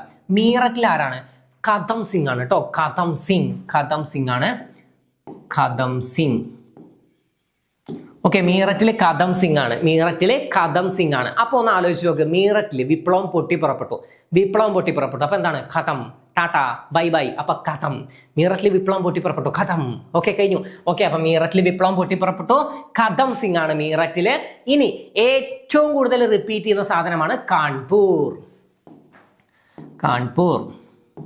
കാൺപൂരിൽ ആരാണ്? കാൺപൂർ ഓർത്തു നോക്കാൻ പറ്റുമോ? KANNAN. ഇങ്ങനെ പഠിച്ചു വെക്കാൻ പറ്റുമോ? ഞാൻ. ഓക്കെ, കാൺപൂരിൽ ആരാണ്? നാനാ സാഹിബാണ് കേട്ടോ. കാൺപൂരിലെ നാനാ സാഹിബ്. നാനാ സാഹിബാണ്. കാൺപൂരിലെ നാനാ സാഹിബാണ്. കാൺപൂരിലെ നാനാ സാഹിബാണ്. കാൺപൂരിൽ ആരാണ്? നാനാ സാഹിബാണ്. കാൺപൂരിലെ നാനാ സാഹിബാണ്. കാൺപൂരിലെ നാനാ സാഹിബാണ്. കാൺപൂരിലെ നാനാ സാഹിബാണ്. പഠിച്ചു വെച്ചോ. കാൺപൂരിലെ നേതൃത്വം നൽകിയത് ആരെന്ന് ചോദ്യം വരും. കാൺപൂരിലെ നാനാ സാഹിബാണ്. കാൺപൂരിലെ നാനാ സാഹിബാണ്. പിന്നെ ഒരു ബോക്സ് വരാൻ ചാൻസ് ഉണ്ട്. അപ്പോഴാണ് എല്ലാതും പഠിച്ചു വെക്കേണ്ടി വരിക. അപ്പൊ നമ്മൾ ആദ്യം പഠിച്ചു മീററ്റ്. നമ്മൾ പഠിച്ചു അല്ലെ? മീററ്റ് പഠിച്ചു. മീററ്റിൽ ആരാന്ന് പഠിച്ചു? ഖദം സിംഗ് ആണെന്ന് പഠിച്ചു. കാൺപൂർ പഠിച്ചു. കാൺപൂരിൽ ആരാണ്? നാനാ സാഹിബ് ആണെന്നും പഠിച്ചു. പിന്നെ ഡൽഹിയാണ്. ഡൽഹിയിൽ രണ്ടാളുകളെ പഠിക്കാണ്ട്. ഒന്ന് ഡൽഹിയിൽ നേതൃത്വം നൽകിയത് ആരെന്ന് വെച്ചാൽ ഒന്നുകിൽ ഭക്ത് ഖാൻ തരും. ഡൽഹിയിലെ ഭക്ത് ഖാൻ തരും, അല്ലെങ്കിൽ ബഹദൂർ ഷാ രണ്ടാമൻ തരും. ബഹദൂർ ഷാ രണ്ടാമൻ. ഇങ്ങനെയും ചോദ്യം വരും. 1857 വിപ്ലവത്തിലെ മുഗൾ ഭരണാധികാരി ആരെന്ന് ചോദ്യം വരും. മുഗൾ ചക്രവർത്തി ആരെന്ന് ചോദ്യം വന്നാൽ ആരാണ്? അത് ബഹദൂർ ഷാ രണ്ടാമനാണ്. വിപ്ലവത്തിലെ താൽക്കാലിക വിജയത്തെ തുടർന്ന് ചക്രവർത്തിയായി വാഴിച്ചത് ആരെയാണെന്നും ചോദ്യം വരും. അതും ബഹദൂർ ഷാ രണ്ടാമനെയാണ്. ബഹദൂർ ഷാ രണ്ടാമനെ നാട് കടത്തിയത് ചോദ്യം വരാറുണ്ട്. അത് റങ്കൂണിലേക്കാണ്. ബഹദൂർ ഷാ രണ്ടാമൻ പിടിയിലായത് ചോദ്യം വരാറുണ്ട്. ഏത് ചരിത്ര സ്മാരകത്തിന് മുമ്പിൽ വെച്ചിട്ടാണ് ബഹദൂർ ഷാ രണ്ടാമൻ പിടിയിലായത്? ഹുമയൂണിന്റെ ശവകുടീരത്തിന് മുന്നിൽ വെച്ചിട്ടാണ് ബഹദൂർ ഷാ രണ്ടാമൻ പിടിയിലായത്. അപ്പൊ ഡൽഹിയിൽ ഒന്ന് ബഹദൂർ ഷാ രണ്ടാമനും പിന്നൊന്ന് ഭക്ത് ഖാനുമാണ്. അപ്പൊ ഡൽഹിയിലുള്ള ആളുകൾക്കൊക്കെ ഭയങ്കര ഭക്തിയാണ് ഭക്ത് ഖാൻ. ഓക്കെ, അപ്പൊ ഡൽഹിയിലുള്ള ആളുകൾക്ക് ഭയങ്കര ഭക്തിയാണ് ഭക്ത് ഖാൻ. ഓക്കെ, ഭക്ത് ഖാൻ. ആത്മാറാം പാണ്ഡുരംഗാണ് പ്രാർത്ഥനാ സമാജം സ്ഥാപിച്ചത്. അതും ഭക്തിയാണ്. ഓക്കെ, പ്രാർത്ഥിക്കാൻ എന്ത് വേണം? നല്ല ഭക്തി വേണം. ആത്മാർത്ഥമായി പ്രാർത്ഥിക്കണം. കിട്ടിയോ? അപ്പൊ ആത്മാർത്ഥമായി പ്രാർത്ഥിക്കാന്ന് മാത്രം കണക്ട് ചെയ്യുക. ആത്മാറാം പാണ്ഡുരംഗാണ് പ്രാർത്ഥനാ സമാജം. അത് നമുക്ക് പിന്നെ പഠിക്കാം. അപ്പൊ ഡൽഹിയിൽ ആരാണ്? ഭക്ത് ഖാൻ. ഫൈസാബാദിൽ ആരാണ്? മൗലവി അഹമ്മദുള്ള. ഫൈസാബാദ് മൗലവി അഹമ്മദുള്ള. ഫൈസാബാദിൽ ആരാണ്? മൗലവി അഹമ്മദുള്ള. ചോദ്യം വരും കേട്ടോ. ഫൈസാബാദിൽ ആരാണ്? മൗലവി അഹമ്മദുള്ള. റിപ്പീറ്റ് ചെയ്ത് പറഞ്ഞുതരാം. ഒന്ന്, മീററ്റിൽ ആരാണ്? കദം സിംഗ്. കാൺപൂരിലെ നാനാ സാഹിബ്. ഡൽഹിയിൽ ഭക്ത് ഖാനും ബഹദൂർ ഷാ രണ്ടാമനും. ഫൈസാബാദിലെ മൗലവി അഹമ്മദുള്ള. ഫൈസാബാദിൽ ആരാണ്? മൗലവി അഹമ്മദുള്ള. ഝാൻസിയിൽ ആരാണ്? ഝാൻസി. ഓക്കെ, ഝാൻസിയിൽ ആരാണ്? അവിടെ തന്നെ ഉണ്ട് ഝാൻസി റാണി അല്ലെങ്കിൽ റാണി ലക്ഷ്മിബായി ആണ്. ഝാൻസി റാണിയാണ്. അല്ലെങ്കിൽ ഝാൻസി ഗോളിയോർ എന്നിവിടങ്ങളിൽ ചോദ്യം വന്ന റാണി ലക്ഷ്മിബായി. ഓക്കെ, അല്ലെങ്കിൽ ഝാൻസി റാണി. ഓക്കെ, അത്രയും കാര്യങ്ങൾ ക്ലിയർ അല്ലേ? അപ്പോ ഝാൻസി റാണി ലക്ഷ്മിബായി. ഝാൻസി റാണി ലക്ഷ്മിബായി. ലക്നൌവിൽ ആരാണ്? ലക്നൗ. അതുകൂടെ ഒന്ന് പഠിച്ചു, അത്ര മതി. ലക്നൗ കൂടെ പഠിച്ചിട്ട് നിർത്തിക്കോ. ലക്നൌവിൽ ആരാണ്? ബീഗം ഹസ്രത്ത് മഹലാണ്. ബീഗം ഹസ്രത്ത് മഹലാണ്. ലക്നൗ, അവധ് എന്നിവിടങ്ങളിൽ ബീഗം ഹസ്രത്ത് മഹലാണ്. ലക്നൗ, അവധ് അല്ലേ? അപ്പോ ബീഹം ഹസ്രത്ത് മഹലാണ്. പിന്നെ ബീഹാറും കൂടെ പഠിക്കാണ്ട്, സോറി, ബീഹാറും കൂടെ പഠിച്ചിട്ട് നിർത്തിക്കോ. പിന്നെ നിർത്താം. ബീഹാറും കൂടെ പഠിച്ച സെറ്റ്. ബീഹാർ ആരാണ്? കൺവർ സിംഗ് ആണ്. ബീഹാർ അല്ലെങ്കിൽ ഏത് ചോദ്യം വരും? ആറാന്നും ചോദ്യം വരും. അപ്പൊ ആരാ? കൻവർ സിംഗ്. ബീഹാറിൽ ആരാണ്? കൻവർ സിംഗ് ആണ് കേട്ടോ. ഇത്രയും കാര്യങ്ങൾ ക്ലിയർ ആയോ? മീററ്റിൽ ആരാണ്? ഖതം സിംഗ്. ഖതം, മീററ്റ് ഖതം. പിന്നെ കാൺപൂരിലെ നാനാ സാഹിബാണ്. ഡൽഹി ഭക്ത് ഖാൻ. പിന്നൊന്ന് ആരാണ്? ഡൽഹിയിലെ ഭക്ത് ഖാനും പിന്നൊന്ന് ബഹദൂർ ഷാ രണ്ടാമനും. ഫൈസാബാദ് മൗലവി അഹമ്മദുള്ള. ഫൈസാബാദിലാണ് മൗലവി അഹമ്മദുള്ള. ഝാൻസി ഗോളിയോർ റാണി ലക്ഷ്മിബായ്. പിന്നെ ലക്നൗ അവധ് ബീഗം ഹസ്രത്ത് മഹൽ. ലക്നൗ അവധ് ബീഗം ഹസ്രത്ത് മഹൽ. ബീഹാറിനോ ആരാന്നോ ഏത് വന്നാലും കൻവർ സിംഗ് ആണ്. ഓക്കെ, കൻവർ സിംഗ്. ഇത്രയും പഠിച്ചോ? ക്ലിയർ അല്ലേ? അപ്പോ നേതൃത്വം നൽകിയ ആളുകൾ എന്തായാലും ഒരു ചോദ്യം പ്രതീക്ഷിക്കണം. 1857 വിപ്ലവത്തില് നേതൃത്വം നൽകിയ ഇത്ര ആളുകൾ ഒരു ചോദ്യം പ്രതീക്ഷിച്ചു പോയിക്കോ. 1857 വിപ്ലവം. മീററ്റിൽ കദം സിംഗ്, ഡൽഹി ഭക്ത് ഖാൻ, ഫൈസാബാദ് മൗലവി അഹമ്മദ്, ഝാൻസി റാണി ലക്ഷ്മിബായ്, പിന്നെ ഝാൻസി ഗോളിയോർ റാണി ലക്ഷ്മിബായ്, പിന്നെ മീററ്റിൽ കദം സിംഗ്. പിന്നെ എവിടെയാണ് പഠിച്ചത്? ലക്നൗ അവധ് ബീഗം ഹസ്രത്ത് മഹലാണ്. പിന്നെ ബീഹാർ ആരാണ്? കൻവർ സിംഗ് ആണ് കേട്ടോ. ബീഹാർ കൻവർ സിംഗ്. ഇനി കുറച്ച് വിശേഷണങ്ങൾ കൂടെ പറഞ്ഞുതരാം. 1857 വിപ്ലവത്തിന്റെ ബുദ്ധി കേന്ദ്രമാണ് നാനാ സാഹിബ്. ബുദ്ധി കേന്ദ്രം നാനാ സാഹിബ്. വന്ധ്യവയോധികൻ കൻവർ സിംഗ്. ബുദ്ധി കേന്ദ്രം നാനാ സാഹിബ്, വന്ധ്യവയോധികൻ കൻവർ സിംഗ്. അംബാസഡർ ആരാണ്? അസിമുള്ള ഖാൻ ആണ്. അംബാസഡർ അല്ലെങ്കിൽ പ്രവാചകൻ എന്നൊക്കെ ചോദ്യം വന്ന അസിമുള്ള ഖാൻ. ഈ 3 പേരും പഠിച്ചു വെച്ചോ. 1857 വിപ്ലവത്തിന്റെ വന്ധ്യവയോധികൻ കൻവർ സിംഗ് ആണ്. ബുദ്ധി കേന്ദ്രം നാനാ സാഹിബാണ്. പിന്നെ ഒന്നുകൂടെ പഠിച്ചു വെച്ചോ, 1857 വിപ്ലവത്തിന്റെ പ്രവാചകൻ എന്നോ അംബാസഡർ എന്നോ ചോദ്യം വന്ന അത് അസിമുള്ള ഖാൻ ആണ്. ഇത്ര പഠിച്ചു വെച്ചാൽ മതി. പിന്നെ ചപ്പാത്തിയും ചുവന്ന താമരയും ഏത് വിപ്ലവത്തിന്റെ രഹസ്യ മുദ്രയാണെന്ന് ചോദ്യം വരും. അത് 1857 വിപ്ലവത്തിന്റെ രഹസ്യമുദ്രയാണ് ചപ്പാത്തിയും ചുവന്ന താമരയും. ഈ 1857 വിപ്ലവത്തിന്റെ വിശേഷണങ്ങൾ പഠിച്ചു വെക്കണം. ഒന്നാം സ്വാതന്ത്ര്യ സമരം, ശിപ്പായി ലഹള, ചപ്പാത്തി വിപ്ലവം എന്നൊക്കെ അറിയപ്പെടുന്നത് ഏതാണ്? ഇതൊക്കെ 1857 വിപ്ലവമാണ്. ഒന്നാം സ്വാതന്ത്ര്യ സമരം, ചപ്പാത്തി വിപ്ലവം, ശിപ്പായി ലഹള എന്നൊക്കെ അറിയപ്പെടുന്നത്. അപ്പൊ താഴെ തന്നിരിക്കുന്നത് 1857 വിപ്ലവത്തിന്റെ വിശേഷണങ്ങളിൽ പെടാത്തത് ഏത് എന്നൊരു ചോദ്യം വരും. ഓക്കെ, അപ്പൊ ചപ്പാത്തി വിപ്ലവം, ശിപ്പായി ലഹള, ഒന്നാം സ്വാതന്ത്ര്യ സമരം. ഒന്നാം സ്വാതന്ത്ര്യ സമരം എന്ന് വിശേഷിപ്പിച്ചത് ആരെന്നും നമ്മൾ പഠിക്കണം. അത് VD സവർക്കർ ആണ്. ചപ്പാത്തിയും ചുവന്ന താമരയുമാണ് ഇതിന്റെ രഹസ്യമുദ്ര. അപ്പൊ പറഞ്ഞ കാര്യങ്ങൾ അതുപോലെ പഠിച്ചോ. മണ്ണിനെ കുറിച്ച് ഒരു ചോദ്യം വരാൻ ചാൻസ് ഉണ്ട്. മണ്ണ് വർഷം പഠിച്ചോ, 2015 വരാൻ ചാൻസ് ഉണ്ട്. പയർ വർഷം പഠിച്ചോ, 2016 വരാൻ ചാൻസ് ഉണ്ട്. 2023 മില്ലറ്റ് വർഷം അഥവാ ചെറുധാന്യ വർഷം, അതും വരാൻ ചാൻസ് ഉണ്ട്. ഇത്രയും കാര്യങ്ങളൊക്കെ എന്തായാലും പഠിച്ചു പോകണം. പിന്നെ കഴിഞ്ഞ ക്ലാസ് കാണാത്തവരാണെങ്കിൽ അതും കാണണം. റിവിഷൻ ക്ലാസ്സുകൾ കാണാത്തവരാണെങ്കിൽ അതും കാണണം. തീർച്ചയായിട്ടും നിങ്ങൾക്ക് യൂസ്ഫുൾ ആവും. നല്ല രീതിയിൽ മാർക്ക് സ്കോർ ചെയ്യാൻ പറ്റും. അപ്പൊ നല്ല രീതിയിൽ തന്നെ വൃത്തിക്ക് പോയി മാർക്ക് സ്കോർ ചെയ്യുക. നെഗറ്റീവ് മാർക്ക് അടിക്കാതെ വരിക. ഒരു പ്രഡിക്ഷൻ ക്ലാസ് കൂടെ നമ്മളുമായിട്ട് വരും. അതായത് ഒരു പ്രഡിക്ഷൻ ക്ലാസ് കൂടെ ആയിട്ട് ഞാൻ വരും. ഈ ക്ലാസ് ഒന്ന് കണ്ടു തീർത്ത് ഇതിൽ ഏകദേശം കാര്യങ്ങളൊക്കെ ഒന്ന് ക്ലിയർ ചെയ്ത് വെക്കുക. പറഞ്ഞ കാര്യങ്ങൾ അതുപോലെ തന്നെ പഠിക്കുക. ചാന്നാർ ലഹള ഞാൻ കഴിഞ്ഞ ക്ലാസ്സിലും റിവിഷൻ ക്ലാസ്സിലും ഒക്കെ മെൻഷൻ ചെയ്യുന്ന കാര്യമാണ്. ചാന്നാർ ലഹള വരാൻ ചാൻസ് ഉണ്ട്. ചാന്നാർ ലഹള, ചാന്നാർ സ്ത്രീകൾക്ക് മാറുമറക്കാനുള്ള അനുവാദം നൽകിയത് ഉത്രം തിരുനാളാണ്. പിന്നെ ചാന്നാർ ലഹളക്ക് പ്രചോദനമേകിയ ആത്മീയ നേതാവ് വൈകുണ്ഠസ്വാമികളാണ്.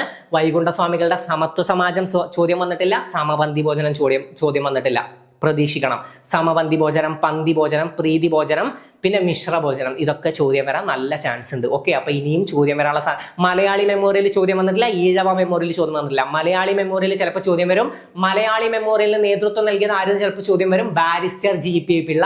മലയാളി മെമ്മോറിയലിൽ മൂന്നാമതായി ഒപ്പുവെച്ചത് ആരെന്ന് ഒരു ചോദ്യം വരും. മലയാളി മെമ്മോറിയലിൽ മൂന്നാമതായി ഒപ്പുവെച്ചതാണ് ഡോക്ടർ പൽപു. ഈഴവ മെമ്മോറിയലിന് നേതൃത്വം നൽകിയത് ആരെന്ന് ചോദ്യം വരും. ഈഴവ മെമ്മോറിയലിന് നേതൃത്വം നൽകിയ വ്യക്തിയാണ് ഡോക്ടർ പൽപു. അത്രയും ക്ലിയർ ആണ്. 1893 വില്ലുവണ്ടി യാത്ര ഇമ്പോർട്ടന്റ് ആണ്. വില്ലുവണ്ടി യാത്ര നടത്തിയ സാമൂഹ്യ പരിഷ്കർത്താവ് ആരെന്നൊരു ചോദ്യം വരും. വില്ലുവണ്ടി യാത്ര നടത്തിയത് അയ്യങ്കാളിയാണ്. വില്ലുവണ്ടി യാത്ര നടന്ന വർഷം ചിലപ്പോൾ ഒരു ചോദ്യം വരും. 1893 വില്ലുവണ്ടി യാത്ര നടത്തിയത്. ഇത്രയും കാര്യങ്ങളൊക്കെ എന്തായാലും പഠിച്ചു വെച്ചോ. കഴിഞ്ഞ പ്രാവശ്യം വരാത്തതൊക്കെ ഇപ്രാവശ്യം പ്രതീക്ഷിച്ച് പോകണം. ഓക്കെ, ഇനിയും കുറച്ചുകൂടെ ടോപ്പിക്സ് പ്രതീക്ഷിക്കാനുള്ളതുണ്ട്. അത് ഞാൻ അടുത്ത ക്ലാസ്സിൽ പറഞ്ഞുതരാം. നിങ്ങൾക്ക് ചിലപ്പോൾ ലോങ് ആയി കഴിഞ്ഞാൽ നിങ്ങൾക്കും ബോറടിക്കാൻ തുടങ്ങും. അങ്ങനെ ബോറടിപ്പിക്കാതെ നോക്കേണ്ടത് എൻ്റെ കടമയാണ്. അതുകൊണ്ടാണ് ഞാൻ പെട്ടെന്നല്ല 1 hour ആയിട്ടുണ്ടാവും. അപ്പോൾ ഈ ഒരു സമയം വരെ നല്ല രീതിയിൽ പഠിക്കാൻ, നിങ്ങൾക്ക് ബോറടിക്കണ്ടെന്ന് വിചാരിച്ചിട്ടാണ് കേട്ടോ പെട്ടെന്ന് നിർത്തുന്നത്. അടുത്ത ക്ലാസ്സുമായിട്ട് എത്രയും പെട്ടെന്ന് ഞാൻ എത്താം. ഈ ക്ലാസ് നിങ്ങൾക്ക് ഉപകരിക്കുന്നുണ്ടെങ്കിൽ, നിങ്ങൾക്ക് ഇഷ്ടമാവുന്നുണ്ടെങ്കിൽ, ബോറടിയൊന്നും ഉണ്ടാവില്ല എന്ന് വിചാരിക്കുന്നു. ബോറടിപ്പിച്ചിട്ടുണ്ടെങ്കിൽ ക്ഷമിക്കുക, ബോറടിയില്ല. നിങ്ങൾക്ക് എന്റർടൈൻമെന്റ് ആയി, അല്ലെങ്കിൽ നന്നായി പഠിക്കാൻ പറ്റി, നന്നായി റിവിഷൻ ചെയ്യാൻ പറ്റി, ഒരുപാട് കാര്യങ്ങൾ പിന്നെയും അറിയാൻ പറ്റി, അങ്ങനെ നിങ്ങൾക്ക് ഉപകരിക്കുന്നുണ്ടെങ്കിൽ, പലരുടെയും കമന്റ് കാണാറുണ്ട്. അങ്ങനെ നിങ്ങൾക്ക് ഉപകരിക്കുന്നുണ്ടെങ്കിൽ തീർച്ചയായിട്ടും നിങ്ങൾ കമന്റ് ചെയ്യുക. നിങ്ങളുടെ അഭിപ്രായങ്ങൾ അറിയിക്കാൻ മറക്കരുത്. പിന്നെ പറഞ്ഞ കാര്യങ്ങൾ അതുപോലെ തന്നെ പഠിച്ചിട്ട് പോവുക. വരും എന്ന് പറഞ്ഞാൽ തീർച്ചയായിട്ടും വരും.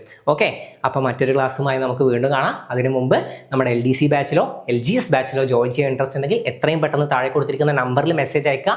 ആദ്യം പോയിട്ട് ആ ഡീറ്റെയിൽസ് ഒക്കെ ഒന്ന് കണ്ട് മനസ്സിലാക്കുക. ബാച്ച് ഡീറ്റെയിൽസ് എന്ന് പറഞ്ഞിട്ടൊരു പ്ലേലിസ്റ്റ് നമ്മൾ ക്രിയേറ്റ് ചെയ്തിട്ടുണ്ട്. ഇനി അതല്ലെങ്കിൽ നമ്മൾ ഡിസ്ക്രിപ്ഷനിൽ, ഈ വീഡിയോൻ്റെ തന്നെ ഡിസ്ക്രിപ്ഷനിൽ നമ്മൾ കൊടുത്തിട്ടുണ്ട്. അപ്പോൾ ജോയിൻ ചെയ്യുകയാണെങ്കിൽ എത്രയും പെട്ടെന്ന് ജോയിൻ ചെയ്യുക. നല്ല രീതിയിൽ നിങ്ങൾക്ക് യൂസ്ഫുൾ ആവും. അതിൽ പറയുന്ന, തുടക്കത്തിൽ പറയുന്ന ഇൻട്രൊഡക്ഷനിൽ കുറച്ച് ടിപ്സ് ഞാൻ പറഞ്ഞു തരുന്നുണ്ട്. അതെപ്പോഴും മനസ്സിലുണ്ടാവണം. അതുണ്ടെങ്കിൽ നിങ്ങൾ തീർച്ചയായിട്ടും അടുത്ത റാങ്ക് ലിസ്റ്റിൽ ആദ്യം തന്നെ നിങ്ങൾ ഉണ്ടാവും. ആദ്യ റാങ്കുകളിൽ നിങ്ങൾ ഓരോരുത്തരും ഉണ്ടാവും. അത് എൻ്റെ ഒരു ഉറപ്പാണ്. പക്ഷെ പറഞ്ഞ കാര്യങ്ങൾ പ്രോപ്പറായിട്ട് അതുപോലെ തന്നെ വർക്കൗട്ട് ചെയ്യണം. പലരും മിസ്സാക്കി പോകുന്ന ചെറിയ കുറച്ച് ടിപ്പുകളാണ്, പക്ഷെ നിങ്ങളെ തീർച്ചയായിട്ടും അത് റാങ്ക് ലിസ്റ്റിൽ എത്തിക്കും. കുറച്ച് കാര്യങ്ങളൊന്നും മാറ്റി നിർത്തിയാൽ നിങ്ങൾ സെറ്റാണ്. നിങ്ങൾ നല്ല രീതിയിൽ റാങ്ക് ലിസ്റ്റിൽ എത്തും. അതായത് സ്മാർട്ട് സ്റ്റഡി ആണ്, ഹാർഡ് വർക്ക് മാത്രം പോരാ, സ്മാർട്ട് വർക്കാണ് ഇനി വേണ്ടത്. ഓക്കെ, നല്ല രീതിയിൽ സ്മാർട്ട് വർക്ക് ചെയ്ത് കഴിഞ്ഞാൽ ആദ്യം നിങ്ങളെത്തും. എല്ലാവരും എത്തുന്നതിന് മുമ്പ് എല്ലാവരും പഠിച്ച് ക്ഷീണിച്ച് വരുമ്പോൾ നിങ്ങൾ നല്ല ആദ്യം സ്ട്രെങ്ത്തോടെ നിങ്ങൾ ആദ്യം അവിടെ പോയി എത്തും. ഓക്കെ, തീർച്ചയായിട്ടും നിങ്ങൾക്ക് റാങ്ക് നേടാൻ സാധിക്കട്ടെ. അപ്പോൾ നമ്മുടെ അടുത്ത പ്രഡിക്ഷൻ ക്ലാസ്സുമായിട്ട് വരാം. ഇന്നത്തെ ക്ലാസ് ഉപകാരപ്പെട്ടെങ്കിൽ നിങ്ങൾക്ക് ഇഷ്ടമായെങ്കിൽ അറിയിക്കാൻ മറക്കരുത്. അപ്പോഴേ അടുത്ത ക്ലാസ് പെട്ടെന്ന് ചെയ്യാനുള്ള ഒരു ഊർജ്ജം എനിക്കും ഉണ്ടാവുള്ളൂ. ഉപകാരപ്പെടുന്നുണ്ടെങ്കിൽ തീർച്ചയായിട്ടും അറിയിക്കാൻ മറക്കരുത്. സബ്സ്ക്രൈബ് ചെയ്യാത്തവരൊന്നും ഉണ്ടാവില്ല എന്ന് വിചാരിക്കുന്നു. തീർച്ചയായിട്ടും സബ്സ്ക്രൈബ് ഇഷ്ടമുണ്ടെങ്കിൽ മാത്രം ചെയ്താൽ മതി കേട്ടോ. സബ്സ്ക്രൈബ് ചെയ്യാൻ ഇഷ്ടമാണെങ്കിൽ തീർച്ചയായിട്ടും ചെയ്യാം. മറ്റൊരു ക്ലാസ്സുമായി നമുക്ക് വീണ്ടും കാണാം. Thank you.